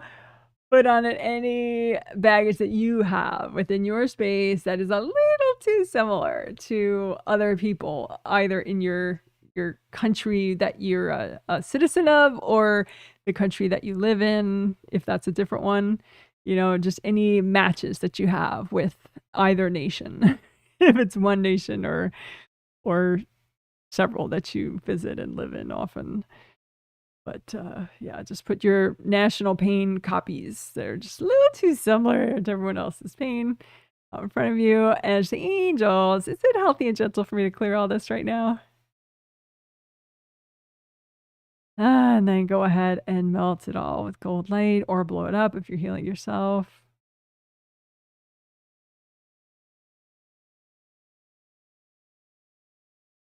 Take some deep breaths as you do this. Doesn't mean you can't be compassionate and empathetic with others in your nation or in the country that you live in or visit. It just means you don't have to drag yourself down having pain matches with them.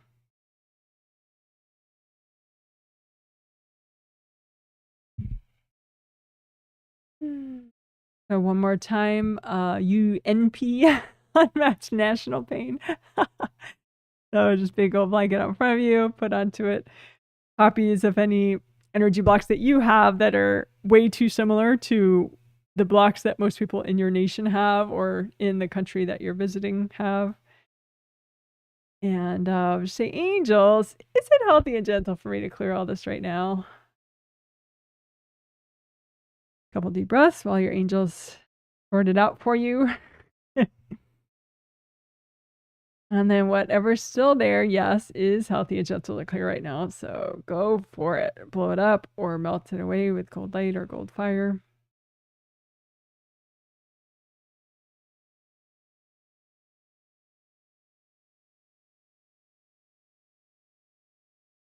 And if there are any invasive beings that are not at all amused with you getting boundaries with national or global pain, you can just imagine a big row of grumpy invasive beings.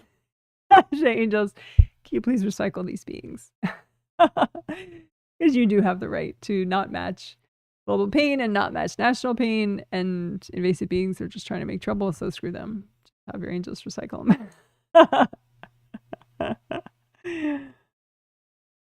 And again, doesn't mean you can't, be engaged politically and socially and whatever, culturally, but you can do it with safe boundaries. You don't have to match pain. Woohoo!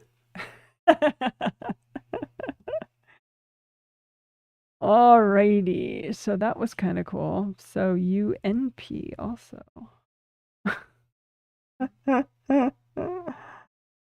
That's a new one. All right.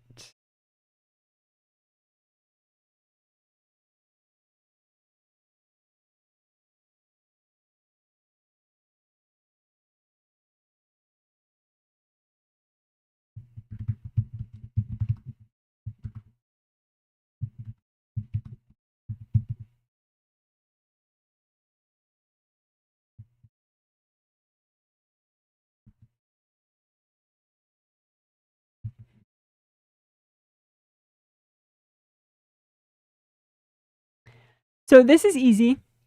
It's a request to the angels. It's the final election-related thing, but it's not only election-related. It can help your home and all sorts of good things. Your family. Ooh, yeah, we got to do that. Family. So from home, from family, from any homes you're going to visit over the holidays. And then from all people in your nation, and then just all people. All right, fun times. So, okay, so you can say, angels, can you please clean out planetary darkness energy from, start with the big one, all people on the planet. And that's it. Your angels do it for you. When I see it, it usually looks like black, kind of like black confetti, but like black, maybe like from something that got burnt, like little ashes that float, but they're black, they're not gray. And it just sort of floats out of people. But it doesn't mean that that's the only way that it could look. Different people, but you don't have to see it. The angels do the work for you. So if you just ask your angels, and that's that. So again, we'll do that one more time. Angels, can you please clean out planetary darkness energy from everybody on the planet?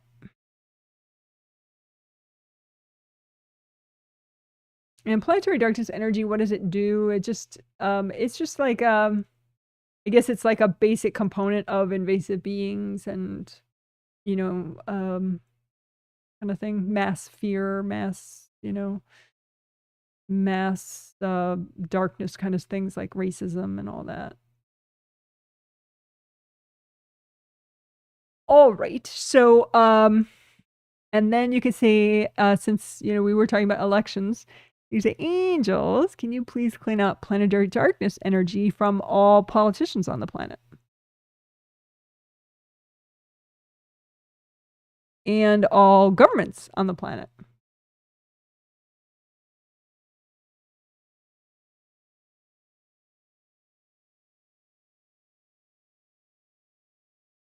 And angels, can you please clean out planetary darkness energy from all political parties and political movements on the planet?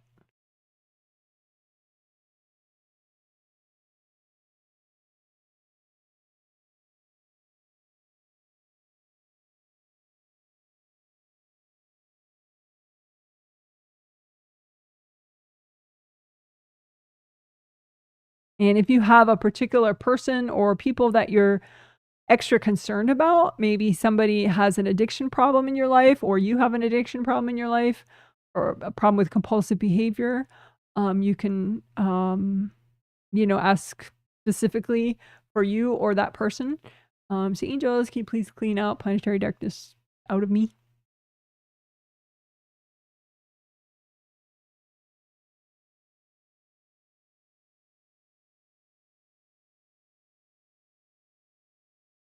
We have a cedar tree in our backyard. We have the trees in our backyard are like over 100 years old, easily, like maybe 150 years old, and very big, which is not unusual for the Pacific Northwest to have just giant evergreen trees like cedar and spruce, pine, all sorts of evergreen trees that are just very old. So when I don't know if a young tree would do this, maybe not, but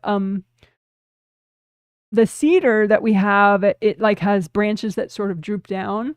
And so sometimes I'll like hug one of them, you know, like put it just up against my face or up against my chest, like the branch. And the spirit in the tree like cleans out planetary darkness energy out of me as I see just all this black confetti leaving, you know, going up to wherever it's supposed to go. And it's nice. So just, I guess angels can do it, but you know, big old trees can do it too, which is kind of cool. Fun fact. So another one that we could do is your home. So you can say, angels, can you please clean out planetary darkness energy from my home? You know, maybe your house, or, you know, and you can, and even if it's like say you have one apartment, but it's like an 100 apartment building, you can say out of my whole building, because angels are doing it, so they'll be diplomatic. If you were to give an energy healing to your whole building and all 100 people's homes, that would be a real problem. You're not allowed to clear out other people's property without their consent. So, and it wouldn't be safe really for most people to do that. But anyway, but you can ask angels. So angels, can you please clean out planetary darkness energy from my whole property, the whole property I live in, from my house, from my attic, from my basement, from my closets. I mean, from my whole house is enough, but you know, there might be some areas that are extra that your angels would kind of enjoy that you notice, you know, like clean it out of the trunk of my car, please.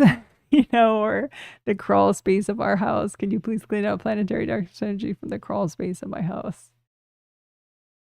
Or the basement of my house. It just never hurts. Out of my car. Angels, can you please clean out planetary darkness energy out of our cars? If your family has multiple cars.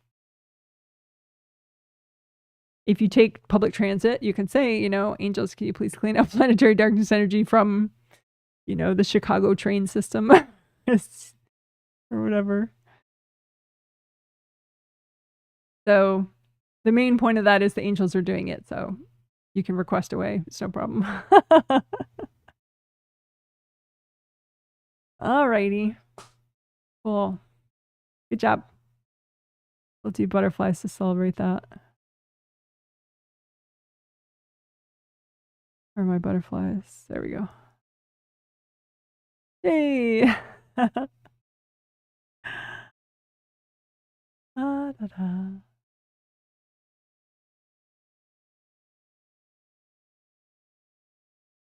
All righty.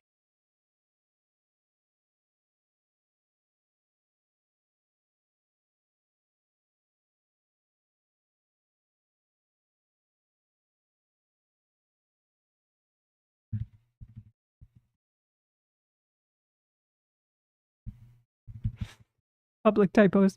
I'm gonna just look for a minute to see what's best to do next. So I'll be quiet while I do that.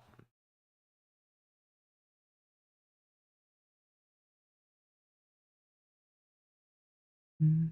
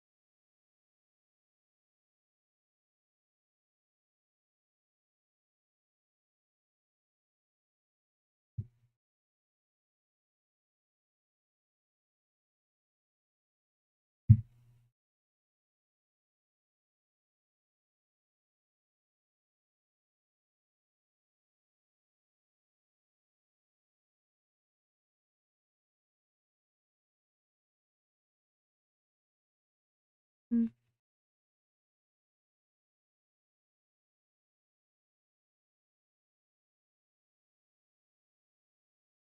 Okay, cool. So I'm going to try just having the waterfall background for this because I don't have a major diagram to show you for CV and GV meridians. I mean,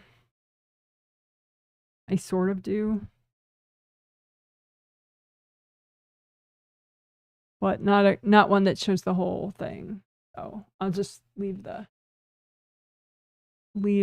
waterfall and the nature view there to help inspire you. So CV meridian goes up. I talked about this a lot, and there's going to be a whole separate chapter, GV and CV boundaries, that I explained all this before the healing started. So just once I timestamp, it'll be easy. There'll be a separate chapter, GV and CV boundaries before the healing. Anyway, so you imagine CV meridian that goes up the midline of the front, starts in the crotch, goes up the midline of the front, up to the tip of the tongue. Imagine the GV meridian that goes up the midline of the back, hooks around, ends in the roof of the mouth. So CV conception vessel meridian helps the yin meridians. GV meridian helps the yang meridians. So CV is a straight up line, you know, if like it's this way, right? CV is a straight up line. GV is a longer one that hooks around the head, right? So just imagine both of them and use your intuition. They should be like red flowy tubes that both flow upward. However, as I talked about earlier in the GV and CV meridian boundaries section before the healing, they can be ripped open. And so you can see like white energy streaming into it or black energy streaming into it at a certain spot. Like the tube can have a big rip in it or like little rips, but usually they get pretty big. So it could be like, you know, from here to here, it's ripped or along your, like in front of your first and second chakra. That's pretty common. So the CV meridian, if you're feeling jumpy and you already repaired your first and second chakra and your Kundalini chakra, and you're like, I have no idea why I'm still jumpy, it could be that your CV meridian is ripped open. And so there's a lot of foreign energy that streams in, and then that impacts the chakras, even though the chakras are not damaged, because that energy, once it comes in, it's got to go places. So anyway, check both your CV and your GV meridian. And first you could kind of generalize and be like, okay, do I have more foreign energy coming in to my GV meridian or coming into my CV meridian, like directly, invasively coming in? And if you don't notice, that's fine. If you don't notice which is more screwed up and more ripped up, that's fine, but you just repair both.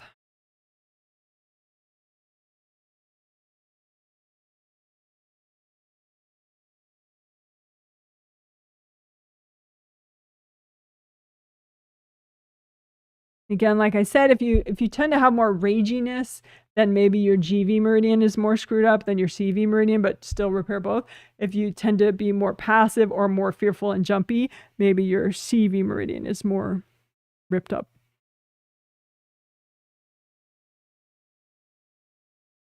So you want to also repair the chakras within it, like they're all the acupuncture points within the CV meridian and the GV meridian. But and so they would all be, fit in the chakras, fit in the meridian. So GV meridian chakras would be like this, and then they can go like that. And CV meridian chakras would all be like this. So you might have to like pop out any hard objects that got stabbed into them and have them kind of explode as they pop out. So pop out the hard objects. And then invasive beings can kind of stuff themselves in those holes, in the places that are damaged. So just say, angels, can you recycle any invasive beings at all messing with my GV and CV meridians?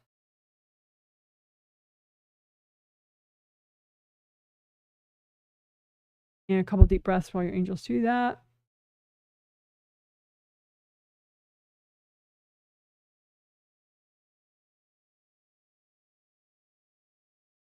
And use so much gold light that those puncture wounds in your GV and CV meridian, in your GV and CV meridians, and also in the acupuncture points within them, the minor chakras within these meridians, you want them to repair.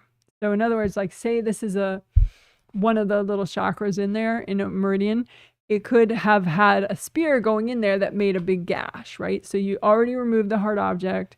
So then you want to make sure there are no invasive beings kind of clogging up this spot, because then you can't repair it properly. So your angels get rid of all the invasive beings, and then you just keep using gold light until the hole kind of grows back. And if it's not growing back, maybe you miss one of the hard objects, give it to your angels, or there's still more invasive beings. So say, angels, can you recycle all these invasive beings? Just keep using so much gold light until it like grows back. So it's totally whole now. So the energy can flow properly, it doesn't leak, so it doesn't attract invasive energy.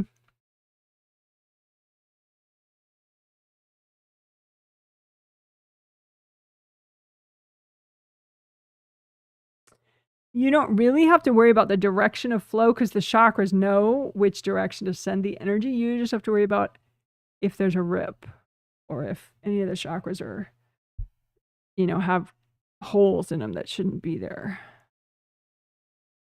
Gashes, wounds.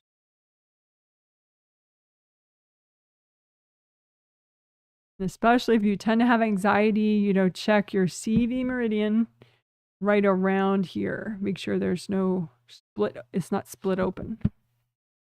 Imagine the red flowy tube. What does it look like? You might have like sort of silvery razor blade objects stuck in there. Just lift them out. Angels, here you go. Angels, here you go.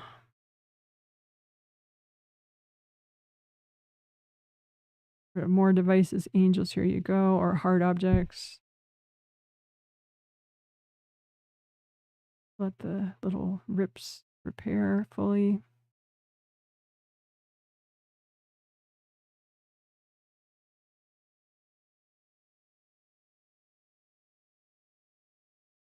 And as you're working both of these, GV and CV meridian, also I want to bring up the gold force fields that could be around these meridians, and that's helpful. But you may, like say if your immune system is lower, you're just not at your best, you probably maybe have very flimsy gold force fields, or maybe none at all in certain places. So just use gold light, universal gold healing energy, and just add that around the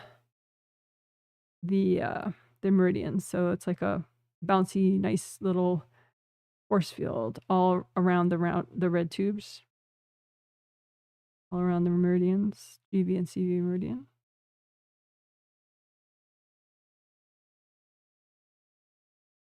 If you're healing someone else, it's best that it's like their own gold light. I mean, yeah. So, you just run gold light through it enough, and then it'll motivate them to put their own gold light there.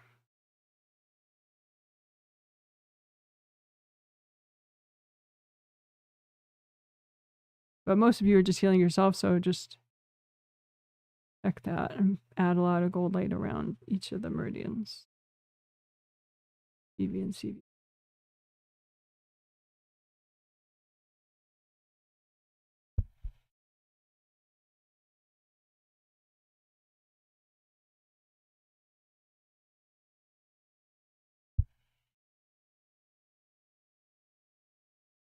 And again, you can say, angels, if there are any invasive beings messing with these meridians in any way, can you please recycle them?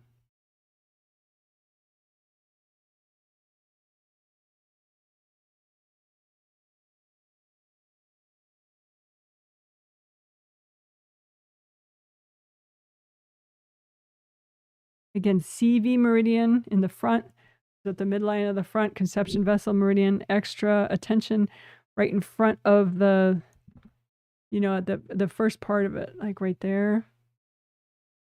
And also in front of the fourth chakra too. Just double check. You want it red and flowy. You don't want any hardness. Use so much gold light that you melt away any hardness.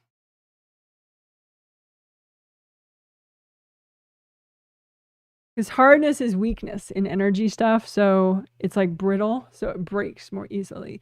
If it's flowy and someone throws something at you, it's easier for you to sort of diffuse the force of it, and so less damage is created.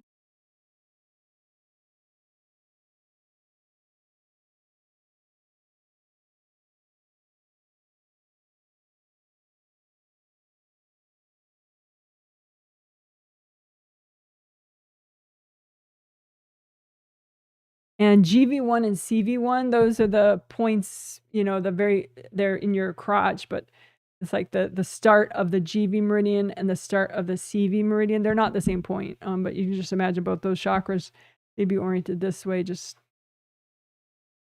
red is a good color for them. You can just unblock them so they're relaxed and they can do their job.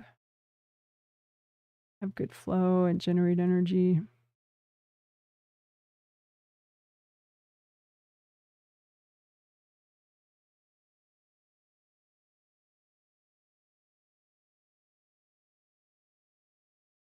Because your yang energy is not, well, it should be balanced by your yin energy. So they kind of, if both these are strong, have good strong flow, then you won't be too aggressive, you won't be too passive. It's like they help each other out.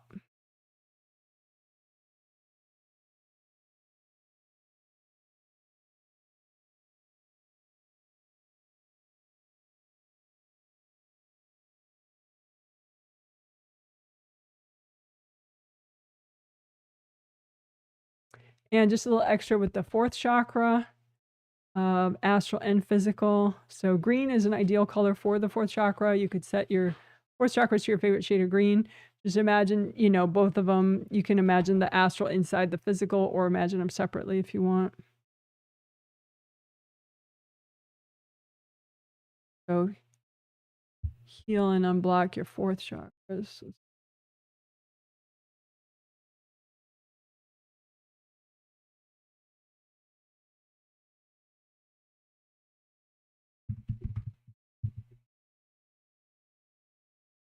So I just started a minute ago.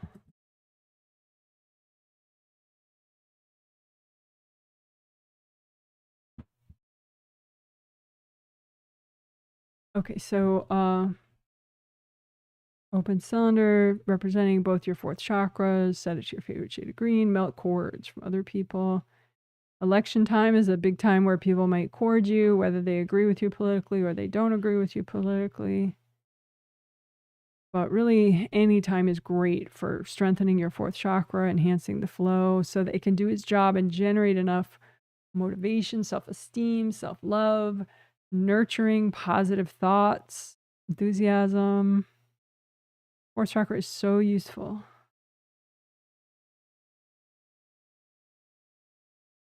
You want to view from your 6th and your 7th. So that's kind of like the command center, but 4th chakra is really, really important as well. Of course, they're all important.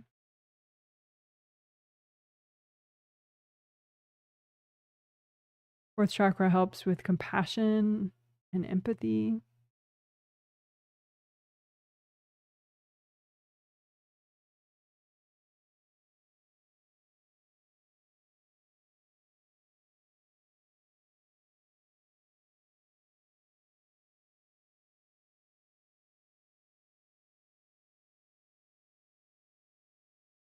All right, good job.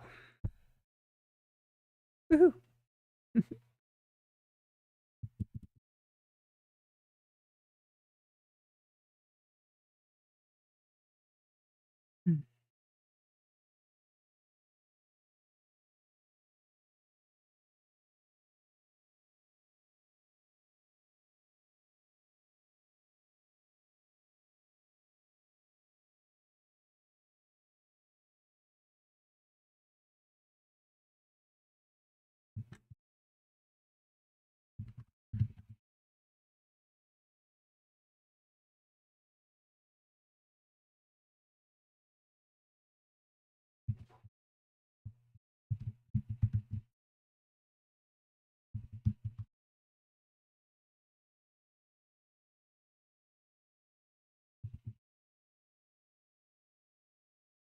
Okay, so now we're going to clear foundational baggage. I'm going to leave the waterfall up. Hope that helps inspire you.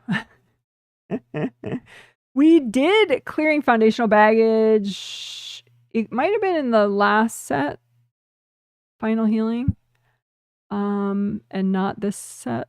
But anyway, we cleared foundational resentment. It's just baggage that you have, but it's like foundational baggage is such that you're not likely to clear it unless you kind of nudge yourself and look for, okay, I'm going to clear foundational baggage, because it's like the rug you're standing on, and if you don't get off the darn rug being like, okay, I'm going to clear foundational baggage, let me get off the rug, then you can clear it and it's not a big deal. But otherwise, you're just busy standing on the rug. You wouldn't notice it, right? So it's stuff that got woven into how you see the world or how you feel you are in this lifetime, what you feel is important in life, something like that. And so we're not making you lose your values, but it could change things. It could change your perspective, your point of view, if stuff bothers you or not. What you're motivated to do or whatever. And obviously everyone has free will, so you can do or not do part of it, or just have your angels double check what you're doing, of course. But, we're just clearing baggage. So last time we cleared foundational resistance. Foundational resentment. So resentment that it got to be so key for you as for how you viewed the world and others. And so it's kind of defining you a little bit. And,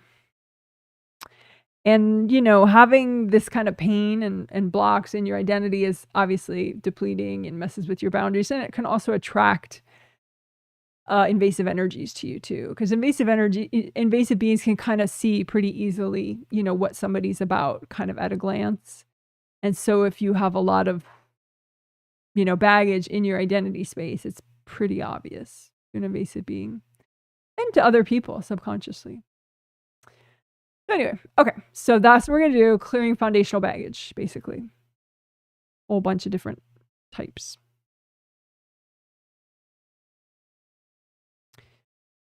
So, You can use a gold blanket out in front of you or not. But just imagine any resistance that has gotten really into you, like you're standing on the rug of it, you know, like it's part of your identity or part of how you see the world or how you see other people, how you believe the world works. So any resistance that you have, any resistance baggage you have that is foundational. I say, angels, is it healthy and gentle for me to clear this right now? Take a deep breath. And so whatever's still there, yes, it's healthy and gentle to clear. So then go ahead and do it. Just melt everybody out of it first. Get rid of the cords. Use gold light, melt everybody's cords, and then wash everybody out of it. And then just keep melting it with gold light or blow it up.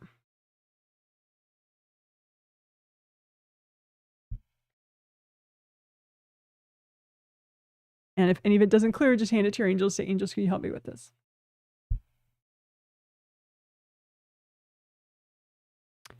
Another common one is foundational victim baggage. So it's like somebody did this to me and therefore blah, blah, blah. And sometimes, you know, victim experiences can be very inspiring and inspire you to do good in the world and, you know, whatever, and be considerate to others and whatever. But keeping the actual baggage is sort of like an Achilles heel. You know, you could just keep the learning from the victimization, but not the actual pain and debilitating energy blocks from it, right? So let's clear any foundational victim baggage that you might have from this life or any life, right? That you still have. So foundational victim baggage, just put out in front of you. Say, angels, is it healthy and gentle to clear all this right now? Just in case some of it's a bit too much for today, your angels will edit it for you. And then you can go ahead and use gold light, melt everybody's cords out of it, because it's very common for people to cord other people's victim baggage subconsciously.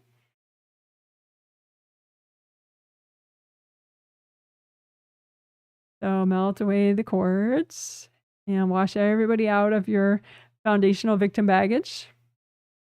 And then go ahead and melt it all away, or you can blow it up. Just remember, we did have angels check, so it's all healthy and gentle to clear right now. And if any of it's still left over, just say, angel, hand it to your angels. Say, angels, can you help me with all that? So failure and success baggage. It could be success baggage. You're like, what is that? You know, but maybe a fear of success, or sometimes it's kind of guilt over success, you know? So we can do that at once, like one pile on one side, one pile on the other side if you want, or you can do them one at a time if you want. So, but I'll do both at once in different piles. So put out in front of you any foundational failure energy that you have, and put in another pile out in front of you any copies of any foundational success baggage that you have. And just say, angels, is it healthy and gentle to clear all this right now? So they can edit for you. And then go ahead and melt the cords from other people going into the piles. Wash everybody out of your piles. And blow up the piles or melt them away with gold light. And you can do this a couple times if you want. So put out more foundational foundational failure baggage and foundational success baggage. Angels, is it healthy and gentle to clear all this right now?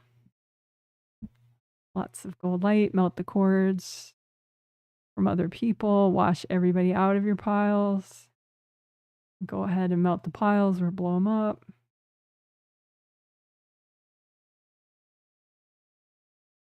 And one final time, put forward any foundational copies of any foundational victim failure baggage that you have and any foundational success baggage that you have. And just say, angels, is it okay to clear all this right now? And deep breath while they do that. And then just lots of gold light, melt away cords from other people going into your failure baggage and your success baggage. And then melt away the baggage or blow it up.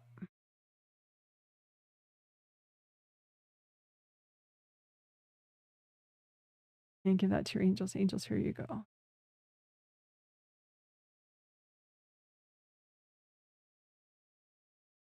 And we can do another, we can do like end that with a catch-all one. So if you have any baggage at all that is foundational for you, just put that out in front of you and say, angels, is it healthy and gentle to clear all this right now?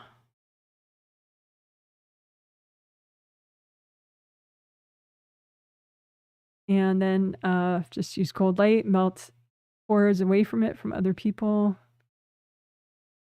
And comb through it, melt everybody else out of your pile. And then go ahead and melt the pile or blow it up.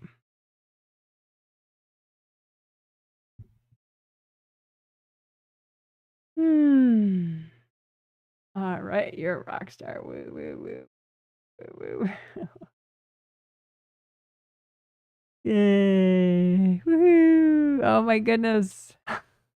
Thumbs up and confetti at once. How exciting.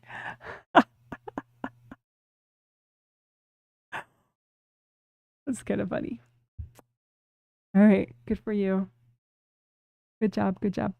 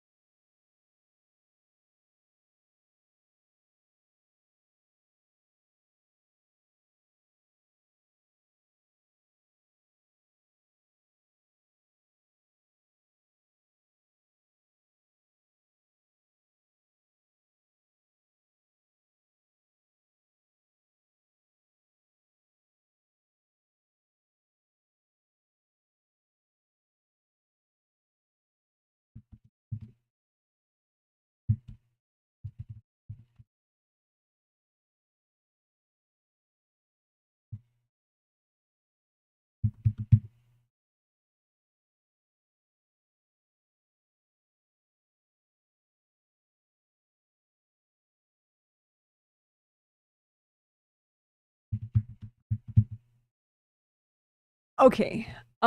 So this is a bit of a continuation of a section we did, like not the last section, not the last chapter, not the one before that, but the one before that. We did a lot of GV and CV boundaries work, repairing those two meridians, specifically with the eye of making sure that they're repaired enough so that external energy isn't getting in directly into them. But now we will just do all traditional Chinese medicine acupuncture points and all meridians. So we'll just double check, repair all of them, strengthen the gold force field around all of them. Maybe do like a worst points 1, 2. But just a little extra because, like I said in my intro discussion, there were a bunch of people that have said that their immune system has, they have sniffles or some kind of sickness that they're going through right now. Which, Chinese medicine, traditional Chinese medicine, that's what TCM stands for. Traditional Chinese medicine, they talk about change of seasons and how that, ideally you would eat less, like cheeses and less raw foods during change of season, and you would eat more cooked foods, like more stews and soups and stuff. I think they specifically mean between summer and fall, but maybe fall and winter also. Because it is a big shift, energy-wise. Like the earth doesn't give you as much yang energy as we go into the winter, because winter is very yin, and so whatever. I'm not an expert on it, but it's a shift. Like not even just for you, like literally what the earth is sort of vibing with is what the earth is able to send you is not the same. So sometimes if you already have yin deficiencies and then now it's winter, it's like a whole new ball game, you know, because you're not getting that yang boost from summertime anymore. So whatever. Long story short, let's do it.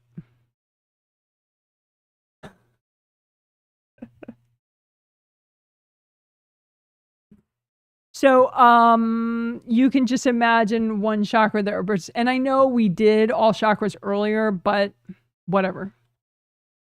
This is all traditional Chinese medicine points, all minor chakras that are, you know, in the meridians. So just give those a healing. So you make a composite copy of a chakra and have it, and with your intention, this one represents all your acupuncture points, all those chakras, all those minor chakras.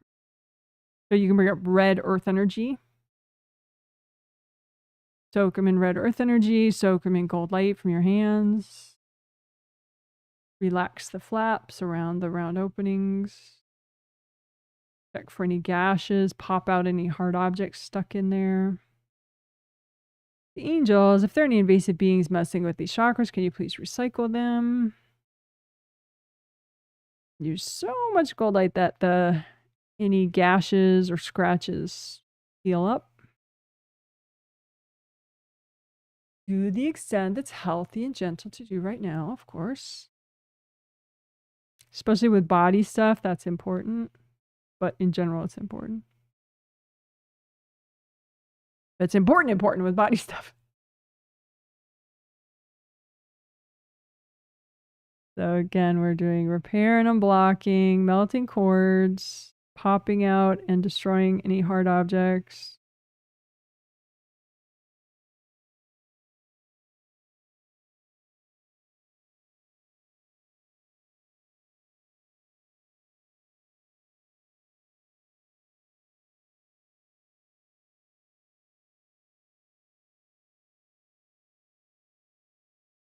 Okay. We could do worst points. So just the points wherever they are in whatever meridian that are still screwed up, that need help. Imagine those. Angels, if there are any invasive beings messing with these chakras, can you recycle them? Bring up red earth energy, soak the worst points. Red earth energy, gold light. And you might have to kind of nurture these chakras extra. Like, it's okay to let go. It's okay to heal.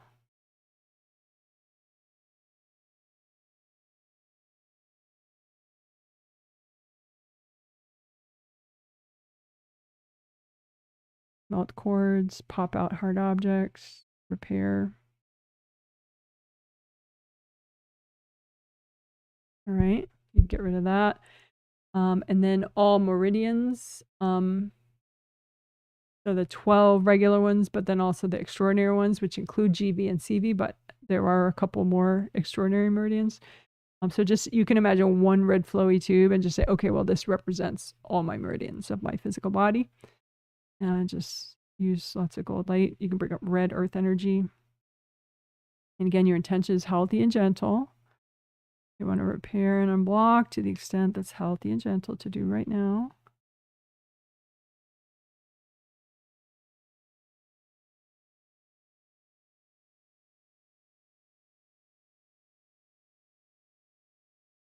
Again, we are repairing and unblocking, popping out hard objects, having invasive beings recycled by the angels. And for all traditional Chinese medicine meridians to the extent that's healthy and gentle.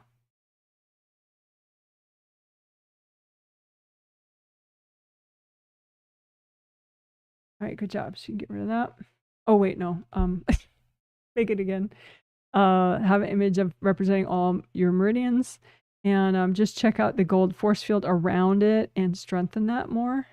Use gold light and just wash through the force field around the meridians. You don't want, like, you know, hard black crustiness around them. You want to melt that away and just allow a natural gold force field to be there around your meridians. If there's anything white that's not you, have it recycled. Angels, can you recycle all that?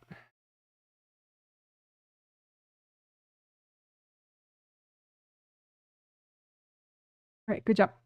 Woohoo!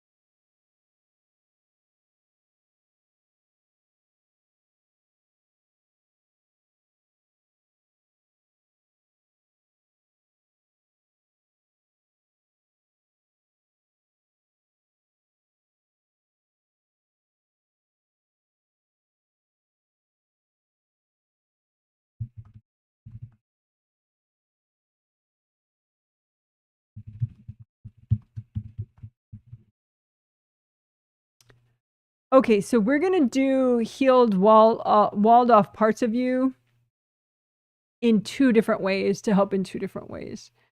Well, yeah, just to help in 2 different ways. It's the same process. It's very easy. So first is that proactive clearing thing that I talked about in the early discussion section before the healing. And the second one is for negative self-talk, if there's any walled off parts of you that are contributing to your negative self-talk. But we'll do that. And that'll be a separate chapter. You know, a separate section in the healing. So first we'll do this, heal walled off parts of you that are really not cool with this chapter in your life. And then we'll do ones that are really not cool with the next chapter in your life. So you imagine like you, the bigger part of you that you're more aware of. And then imagine like walls, denial walls, little denial avoidance walls, and imagine parts of you so it can look like you, but maybe smaller. Behind the walled off part, and you made these walls, and it's like, that's not me. I'm not a mean person. I'm not invasive. I'm not angry. Being angry is not feminine or whatever. Like whatever you were brainwashed to be, that you can't accept these parts of you, right? So there's you, most of you. There's your denial walls, and then there's these walled off parts of you, right? And so you can say, angels, is it okay to heal all these parts of me? And that way angels will, remove any little parts that's just too much to do today, right? And so first we'll just do it generally like this. So what walled off parts of you appeared when you just imagine them? And just heal these mini yous, these little mini versions of you that are behind your denial walls. Don't take away the denial wall yet, because that way you get to just heal them before you take out the wall. So you can do like a tricolor soak with these parts of you, red earth energy, orange earth energy, yellow earth energy up from the core of the earth. And then just lots of gold light. You can talk in a comforting way to these parts of you, like, it's okay, it's all right, it's just healing, no judgment, you're fine. But you don't have to have big conversations with these parts of you, just use a lot of gold light.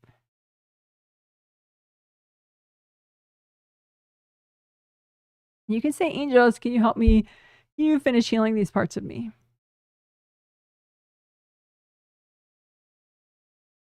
And then now you can work on melting your denial and avoidance walls so that these parts of you aren't separated from the rest of you. It's better to have all your energy together so you can use it, for boundaries, for productivity, for good sleep, all sorts of things, right? So just melt these walls. If they're not melting, you say, angels, can you help me do this? And, if it's taking time, just be patient. Some of these walls could have been here for several lifetimes, so 20 seconds is not, 30 seconds is not unreasonable if it's been there for 10 lifetimes,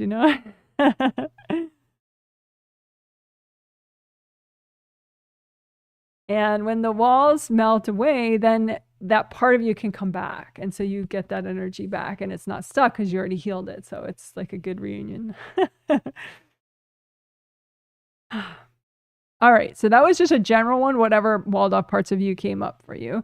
But now we will stick more to the actual thing I said we were doing, which is, okay, you imagine the you, where most of you is, and then denial and avoidance walls, and then any part of you that's really not okay with this chapter in your life. Maybe thinks that it's not fair, you don't have enough support in your life, or you don't have enough money, or somehow you're like freaking out. This is the part of you that's really not okay, really very, very resistant or very sad, very angry, whatever.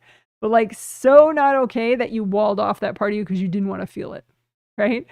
So don't worry, we're going to heal these parts of you so you don't even have to feel it later. So just say hi to these parts of you, but you don't have to feel what they're feeling at all. Just use gold light. You can do that tricolor soak, red earth energy for these parts of you, orange earth energy, yellow earth energy. You can say, angels, can you help me heal these parts of me?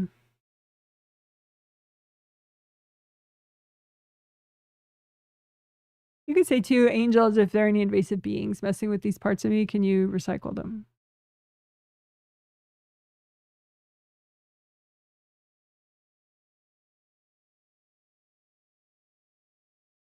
And then just keep healing these parts of you.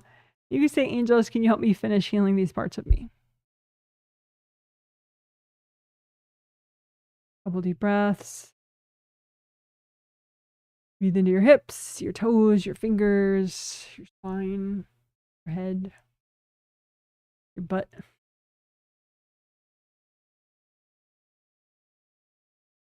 And so now that those parts of you are healed, now you can melt away the denial and avoidance walls and get your energy back.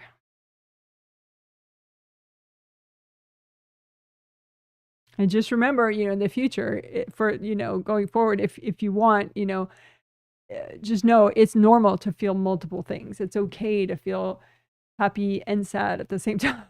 You don't have to wall off one part of it. I think the more conscious you are about it's okay to have complexity in how you feel and think, then the less likely you are to wall off these parts. You're complicated. You're an eternal spirit. You've had a whole bunch of lives. Okay. All right. So now you get those parts of you back. And if any of the parts of you are not coming back, just say, angels, can you help me with this? Okay, so we're going to do a similar thing, but for the next chapter in your life. And again, next chapter could mean a decade from now. It could mean 2 months from now. It's just however you want to define it with your intention, but it just means like some, when your life, it will be different in a significant way that you think, oh, well, this is a new chapter in my life, that kind of idea. Maybe it's just different because of your habits, maybe more self-care or something, or it's different because you're going to live in a totally different place, you're going to change jobs, whatever. So next chapter in your life, right? So imagine you, most of you, and then denial and avoidance walls. And if there are parts of you walled off from yourself, that you've walled off from yourself, that are so not okay with the next chapter in your life. Maybe they don't know what's coming, they just don't like change, or maybe these parts of you subconsciously know what's coming and are like, that's terrible, I prefer right now. I say no to the future. So just heal those parts of you that are really not okay with the next chapter in your life. Doesn't mean it's not a good chapter in your life. It's just natural to have complexity like this. So just bring up the red earth energy, the orange earth energy, and the yellow earth energy to soak these parts of you that are really not okay with the next chapter in your life. And don't let these parts of you freak you out, because that's just natural to have parts of you that are really irrationally freaked. common, let's say. And so run lots of gold light through these parts of you. You can say it's okay, it's all right, it's just a healing. You're fine. And you can say, angels, can you finish healing these parts of me?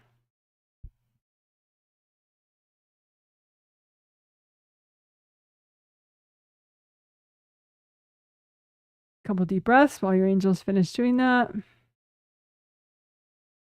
And then you can melt away your denial and avoidance walls now that these parts of you are healed. You can get your energy back.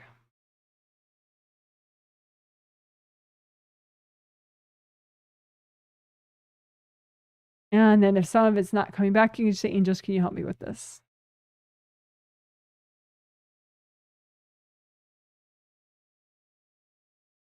And the final one is so different. I'm going to change the title.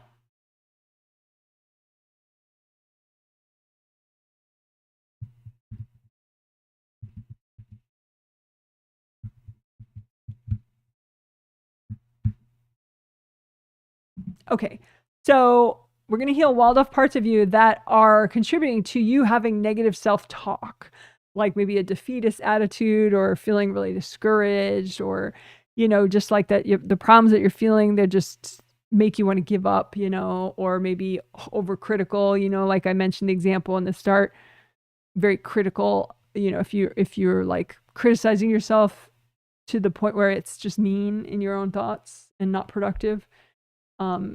So imagine yourself and then your denial avoidance walls, and imagine parts of you that are contributing to you having negative self-talk, you know, like negative or unproductive, mean thoughts, or even just really unhealthy thoughts, you know, like cravings for sugar and sweets that, you know, aren't in line with your goals, you know, whatever. So unhealthy and negative self-talk.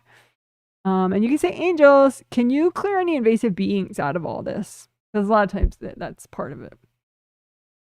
So angels will clear any invasive beings out of these parts of you. And then you can do a tricolor soak for these parts of you. Bring up red earth energy, bring up yellow earth energy. Oops, orange earth energy. I did it out of order, but it doesn't matter. Usually do red, orange, yellow. Gold light. And you can comfort these parts of you. It's okay. It's just a healing. You can uncord these parts of you from other people.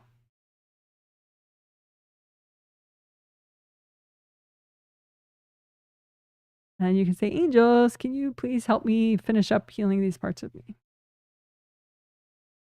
Take a couple deep breaths, breathe into your hips and your toes and your shoulders, your hips, spine, your nose.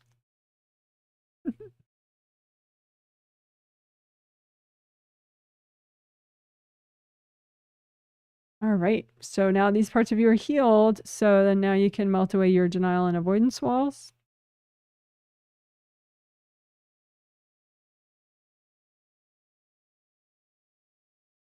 And let those parts of you come back.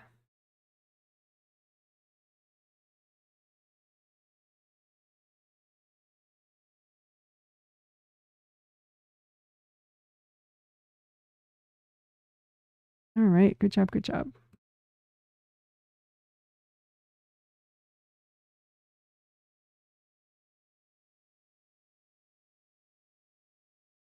So I was thinking about doing also fifth layer work, but I don't think that is as effective as what we just did for getting rid of that critical self-talk.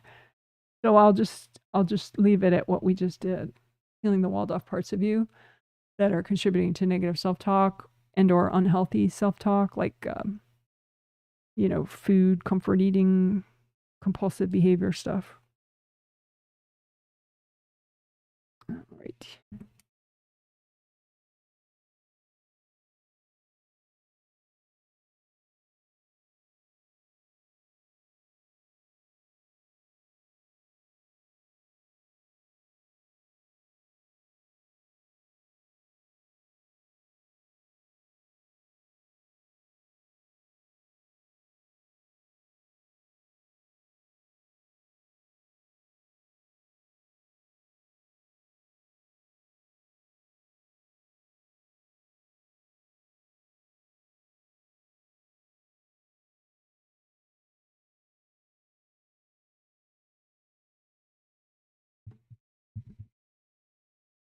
Okay, so we're gonna wrap up. And I'll show some moving water, waterfall. Oops. We've done a whole bunch. So just imagine your whole energy system out in front of you, all your 17 auras, your astral body and physical body are inside there. Both your groundings going all the way down to the core of the earth. And you could do a tricolor soak for yourself. Bring up red earth energy all the way up, up, up, up, up, up, up. Bring that down. Bring up orange earth energy up, up, up, up, up, up, up. Bring up yellow earth energy up, up, up, up, up, up, up, up, up. Soak everything in yellow earth energy. And then you could leave it all the way up, all the earth energy, either red or orange or yellow, whichever you want. Or you could bring it back down to the level of your grounding and change your grounding to which of those three colors you prefer right now.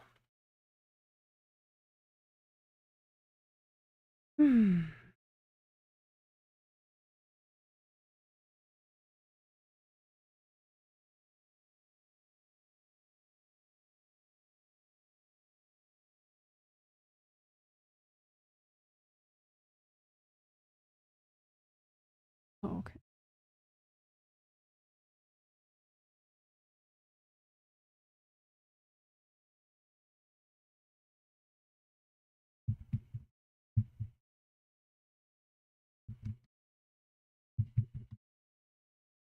Okay, so now we will do two things that we often do with the wrap-up section. Empty unprocessed stress pots, USP, unprocessed stress pots.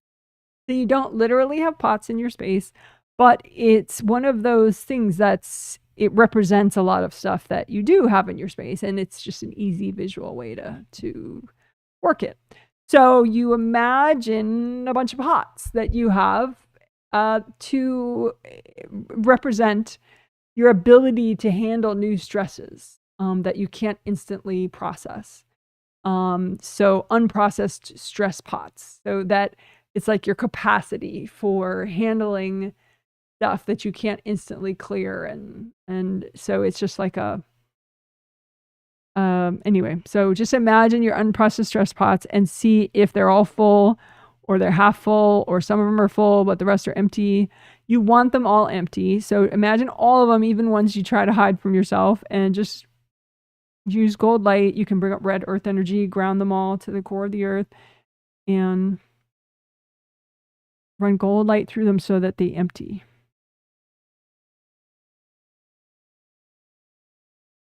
So this is a good thing that you could do, especially if you feel like, sometimes your life is just too much, too much. Go ahead, empty your unprocessed stress pot so that you're ready for whatever comes next. Ready for anything. Go ahead, melt away all this. So basically you're catching up on all your processing. You're melting away the baggage that's been sort of waiting for you to deal with. And it's a lot easier than it sounds. So now your pots are all empty, hopefully. If not, if some of them aren't emptying too, you can check for cords from other people and melt those cords. And then that should be easier to empty the pots, melt away what's in the pots. Catch up on your processing. All right, good job, good job, good job. So that's empty unprocessed stress pots. So let's do clear STEBs. Stubborn triggered energy blocks is what STEBs stands for.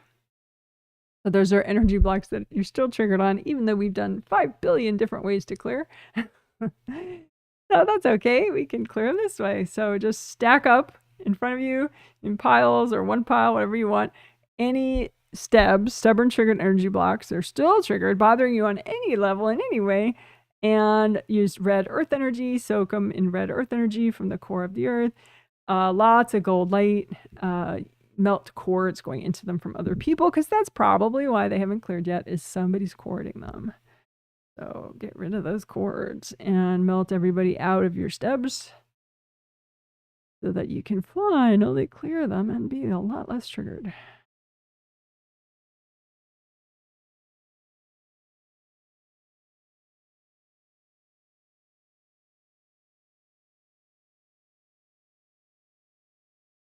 All right, one more time. Put out your STEBs. Bring up red earth energy. Melt cords.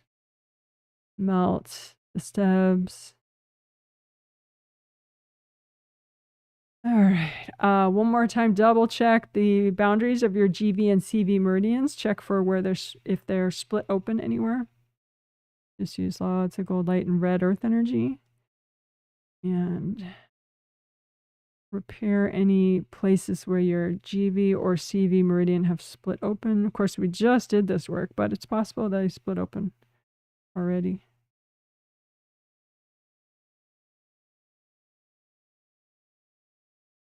You can do quick aura repair just in case somebody got some good wax in the last couple minutes, because we did aura repair at the start of the healing. That was a while ago. So quick aura repair. Hold light through all your auras. Unblock your groundings.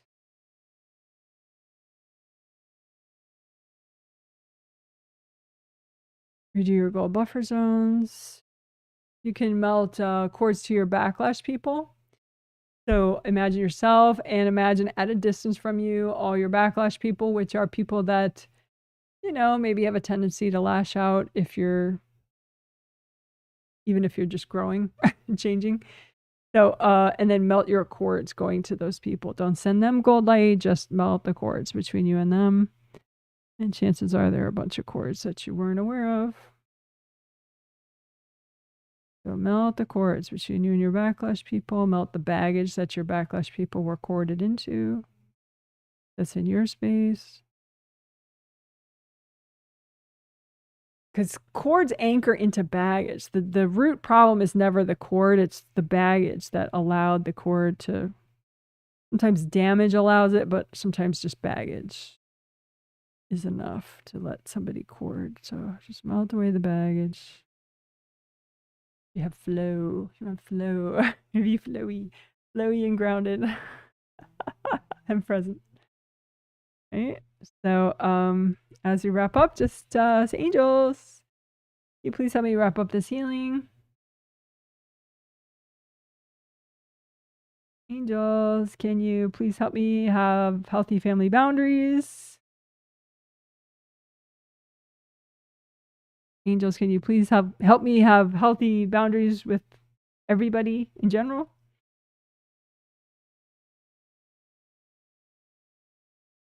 Angels, can you help me with proactive clearing for this and the next chapter in my life?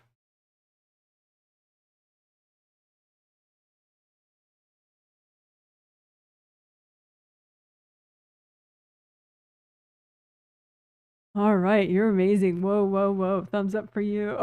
What a rock star. Oh, haha.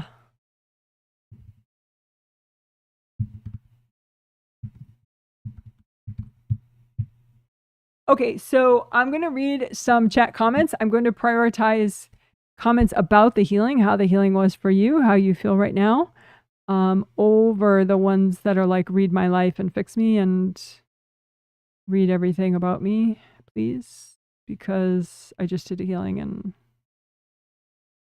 I want to limit what I'm doing. I'm going to set a little timer. Usually I ignore the timer, but I'm going to try not to ignore it this time. We'll see.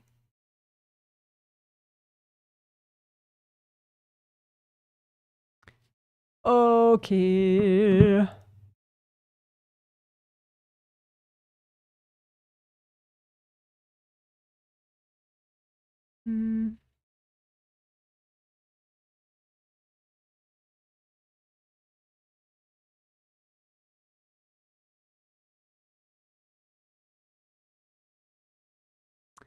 It says, can you talk more about cording in a similar way you talked about meridians?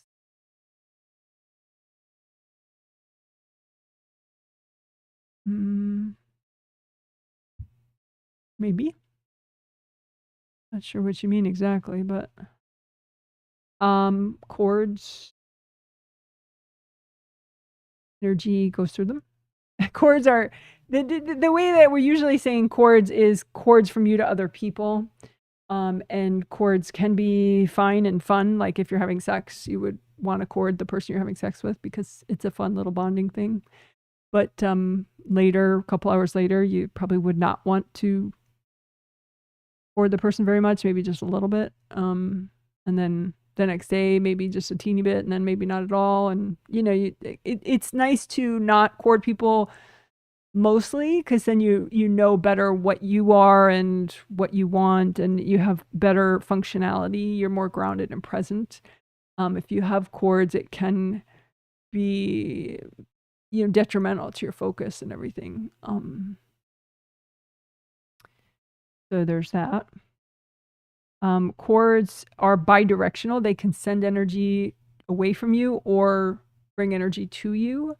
It doesn't so much matter who started the chord, as to that whole bidirectional thing. So yeah, there's that. People like to think that they don't chord anybody, that they're not invasive, because there's a judgment on that, like, oh, you're one of those bad people. But it's really very common and usually subconscious. One time though, many years ago, I told this client that he was courting, I don't know who it was, his clients or something, or his business partners, or somebody he was dating or something. And he got so offended. He like, not only did he never come back for another reading, but he like sent me this really scathing email, and he probably dinged me on Yelp or something too. It was like, he was so offended. Like, it's like I told him he was a serial killer. And I tried to explain, like, okay, everybody chords, but it was like, it didn't matter. It was like, I just told him he was a serial killer. So, you can't control how people hear things though sometimes, But anyway, so that's the basics about chords. But typically if someone's chording, it's because they're stuck on something. I mean, unless it's a sex thing for fun, but people that tend to be more invasive, like for example, sometimes they're lonely, and so they want like an extreme level of closeness with somebody. That's invasive, and so they might, just because of some inner loneliness, they might be more invasive than they would otherwise be. All right. Somebody says, hey, Janet, from sunny Las Vegas, 66 Fahrenheit. That sounds nice. 66 and sunny. Late, but made it. Aha. I've been losing track of time. Excited for the healing. Well, I'm glad. I hope you like the healing, and I'm glad you got to watch. It says, can you please explain what happens on the energy level when we overshare? Is it dumping? Yeah. Interesting about oversharing. A lot of people do that maybe if they are starting to deal with like trauma of theirs, and they, like, before they didn't tell anybody, and now it's like they can't just summarize. They have to, like, it's like a 20-minute story. It's like if you've cleared enough baggage, then you can do like the 1-sentence version, the 5-sentence version, the 15-minute version, the 2-minute version, and you like dial it up or down depending on your audience and their interest level and all that.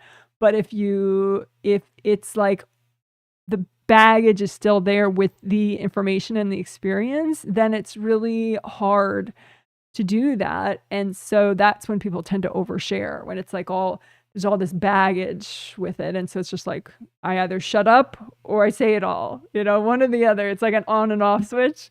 There's no like, okay, this person is a work, person, or this person is someone who's not going to want to hear all of it. So what can I say that's just teeny, like I think a good example is, well, I don't know how great, but an example is, a bumpy start childhood, so I'll say, well, I had a bumpy start childhood, which is a really cute way of saying, an abusive childhood, but a bumpy start, it's like, this plane landing, or this person, starting off, and it's bumpy, it's like plane turbulence. And so it's sort of, hints at something.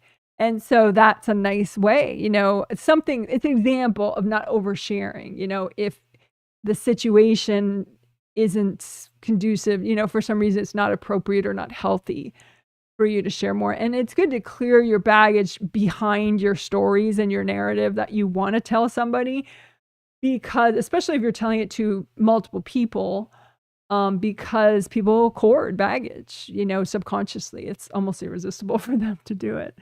And so, you know, if you clear the baggage, then they don't have anything to hoard with, and you can, you know, more easily select language and the amount that is not going to be triggering for them. Because if they get triggered, that's when they're going to hoard. If you say I had a bumpy start childhood and it doesn't particularly trigger them, even that alone could trigger some people, you know. So that's why you wouldn't just tell the whole world I had a bumpy start childhood. You know. That's why, like, on Facebook and stuff, you know, angels are always like rolling their eyes about people that, you know, write about like terrible, painful things in their life, if it's unnecessary, or there's, you know, like, because that whole like, okay, I'm telling the, you know, 150 people that are my Facebook friends, you know, this information. There could be some people it's very triggering for, and therefore they become very invasive about it, even if they mean well. Anyway, that's so oversharing does not have to mean dumping. The way I'm using it, oversharing just means you're communicating possibly too much for the situation. You know, given that it's not ideal for you to trigger someone unnecessarily.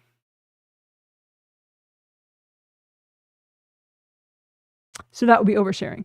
But oversharing could also include dumping, you know, dumping a copy of the pain in somebody's space. So they can feel what you're going through in a very internal way, which obviously is super bad karma, but people don't do it on purpose usually. Consciously. They don't do it unconsciously. Anyway, that's the difference between oversharing and dumping. Tuning in. 68 and cloudy in Michigan. Not bad. 68. I would like that. So someone can dump in our space if they see something we've said online. Yes, definitely. Absolutely. Even if you're anonymous. Yes, absolutely. Yes. Yes. Yeah, for sure. Yeah, which is why the angels are always like, yeah, try not to fight online. Because it really, it's still a whack. It's still a dump. It's still, you know, all sorts of terribleness. There was an image. I wonder if I could pull it up easily. Let's see.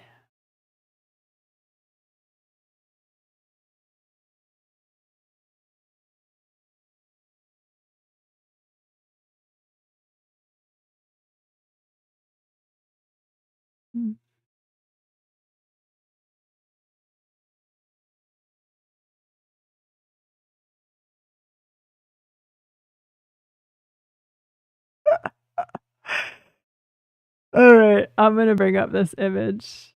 Kind of funny, potentially, I think. Hopefully you think so. We'll see.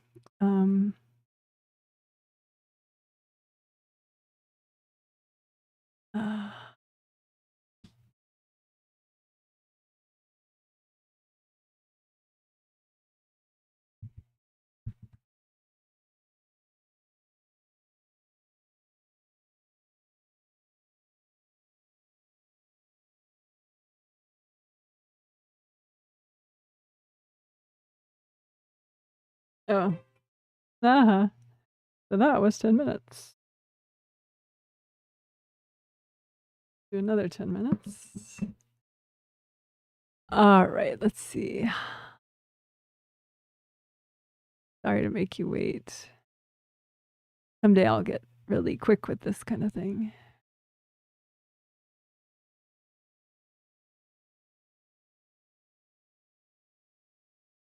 Okay, so this is the image. I'll make it really big. So, so it says, for people not looking, life is short. Don't forget to argue with perfect strangers on the internet over things you can't change.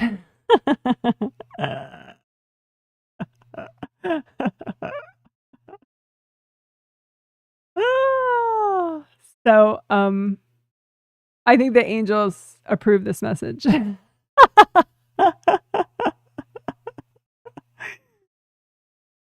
I mean, it's, sarcastic. It's like, don't do that. Just the message. But yeah, whacks are real, even if it's online and you just pissed off somebody named, Big Joe 2255. He still knows that you're, Bunny Rabbit 386, and if he wanted to, he could aim some wax your way for sure. So only fight online if you're willing to accept the consequences. Alrighty. Because the consequences will happen. Alrighty.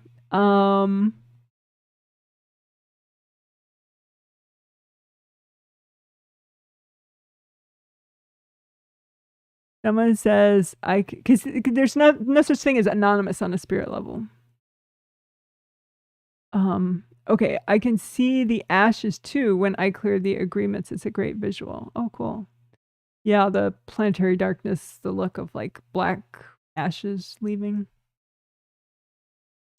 Someone says, thank you for the healing, Janet. You're welcome. Just went for a walk in the woods with your spouse and we talked about our move and we both got triggered.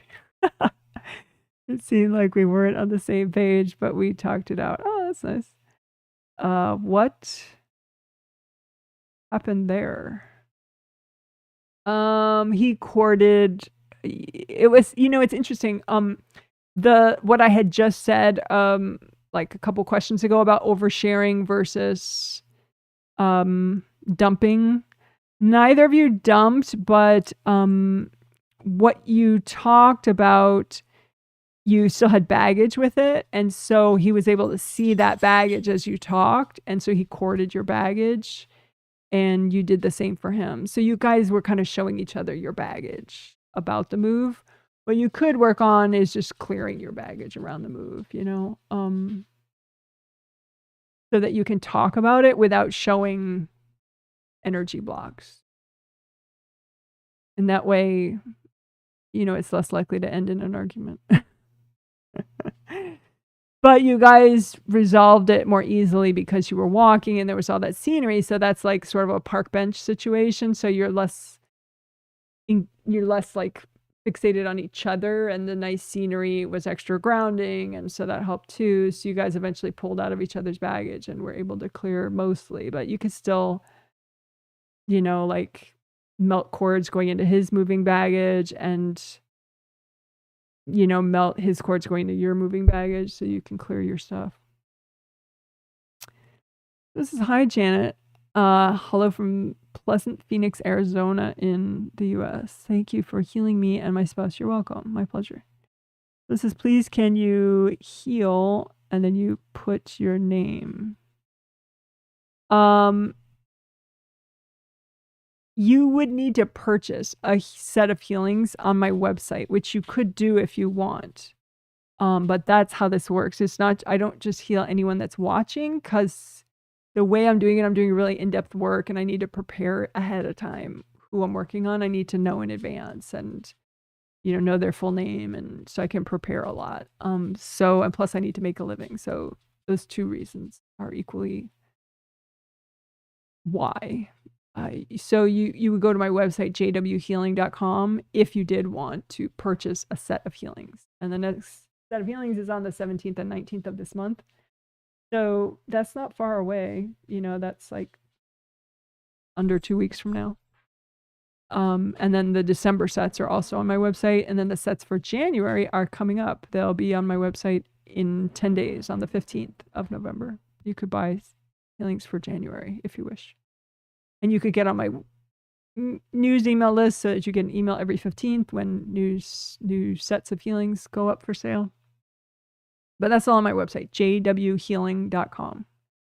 You could learn about that stuff. But anyone's welcome to watch live. But then for watching live, you're just healing yourself as you watch. So the people that purchase healing, some of them do both. They they get me to heal them, and they also watch live and follow along and heal themselves at the same time. That's possible. But a lot of people I heal, they can't watch live most of the time because they're working or they have, whatever. And they watch later as a video if they want. This is, thanks, Janet. How did I do? You did well. I feel a little irritable today, and I think that's related to a former coworker in my space. I did want to make sure that you're aware of the section that we did in the healing, the GV and CV boundaries section. And your angels would love for you to redo that. Anybody with anxiety issues, CV meridian boundaries, especially in this region.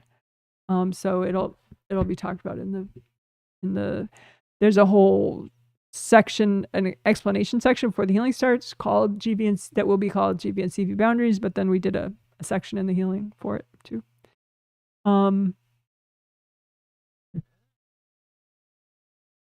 You could redo a little bit of your boundaries in your GV meridian because and also your first good karma window, because you do have some external energy coming into your first good karma window and your a couple places in your GV meridian, and so that is contributing to the irritability that you're feeling. So just extra pair of GV meridian and the first good karma window, because you just want to make sure, like, use your intuition. Okay, is any external energy able to get through these places?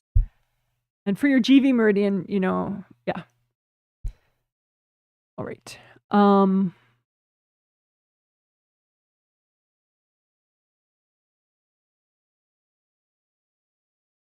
former coworker in your space, your irritability.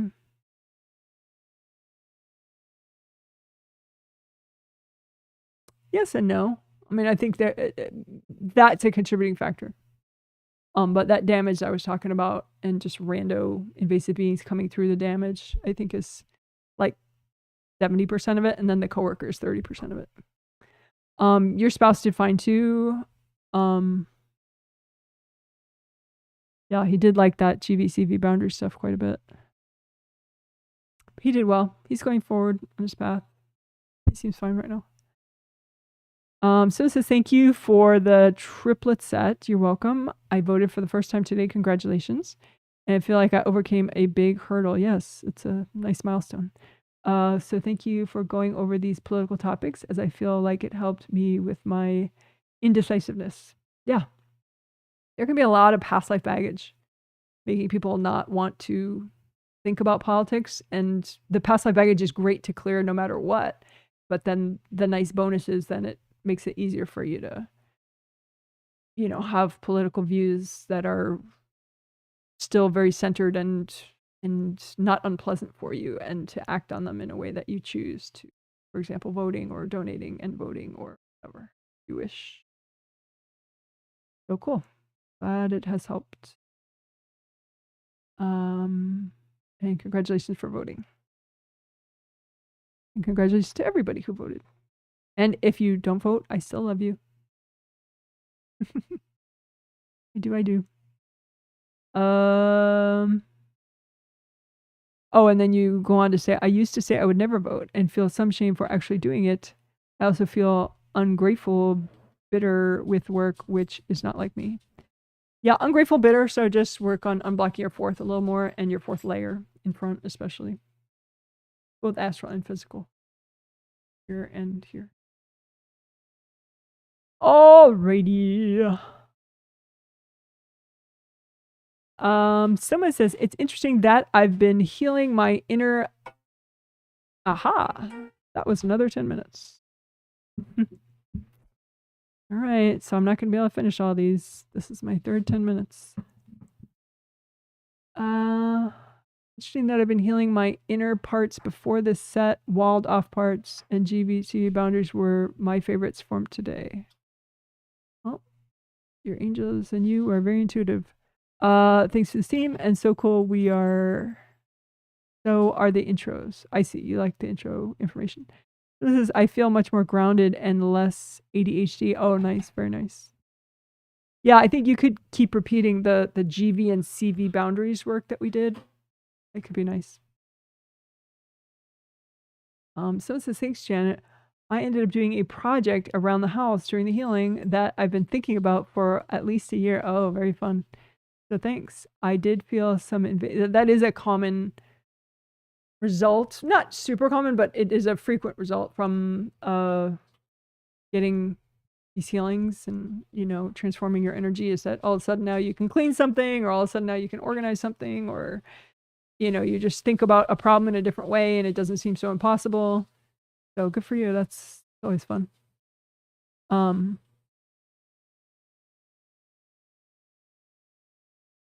I did feel some invasive energy in the back of the aura. In the first healing, you said parents douse my adventure fire, and I kind of got resentful. Do they do this continuously? Yeah, I would say so. An ongoing thing. You haven't quite cleared it yet. I think part of that must be past life stuff with other people, you know, that contributes to it. Because it's not like your parents are so diabolical, or even that they're trying that hard, you know. So I think you have some past life stuff where, you know, other people have squashed your adventure desires. And so it's just like a pattern of yours before, you know, so it's not exactly about your parents. It's about you getting your adventurous side turned off. Yeah. So you can keep working it. I mean, you know, some things take time to fully get over.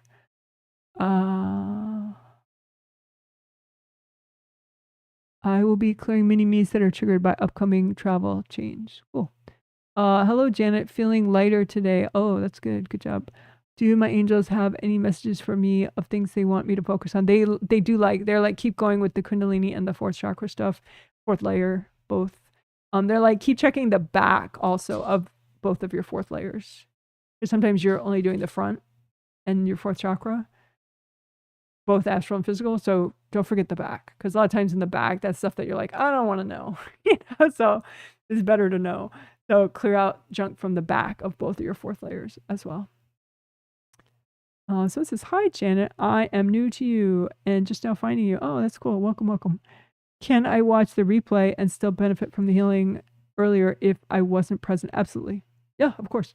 Most people listen to the replay rather than live, just because life is ongoing, and, you know, the live streams are 3 hours, for God's sakes. People have lives, you know? And later, too, within a day, they're all, I make these chapter titles with timestamps. So you'll be able to click on, they'll be down here, like in white font. You click on one of them and you just see all the chapters. And you can just jump around and be like, oh, I don't need that. I really need this, blah, blah, blah. You know, or I only have 10 minutes, so let me pick that one, you know? Which, by the way, is, you know, if I were only considering, you know, what was good for the channel, I wouldn't give people all that, because then, you know, you can only watch 10 minutes, whereas, you know, like YouTube wants all the creators to like brainwash everybody to watch for as long as possible, you know, whatever. So I'm not trying to say, you know, I'm some saint, but if you could help the video in other ways, you know, like put a comment under that's just like, hey, you're awesome, or something, or give it a thumbs up, you know, like things that help anyway. That it's always nice and helpful, because sometimes, you know, because of, I'm trying to make things so bite-sized for people, I have less view time than I would otherwise on my stuff. You know, and YouTube thinks that's a bad thing because whatever, that's how they think. But anyway, welcome. And you can check my website for the schedule of all the sets of group healings through February. And you could email me. My contact information is on my website, or it's janet@jwhealing.com. My website is jwhealing.com.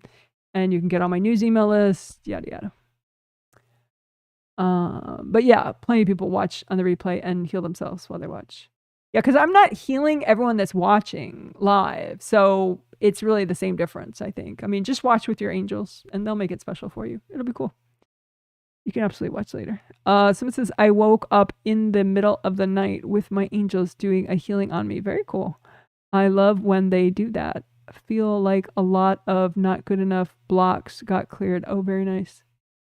Thank you for healing me too. Yeah. Someone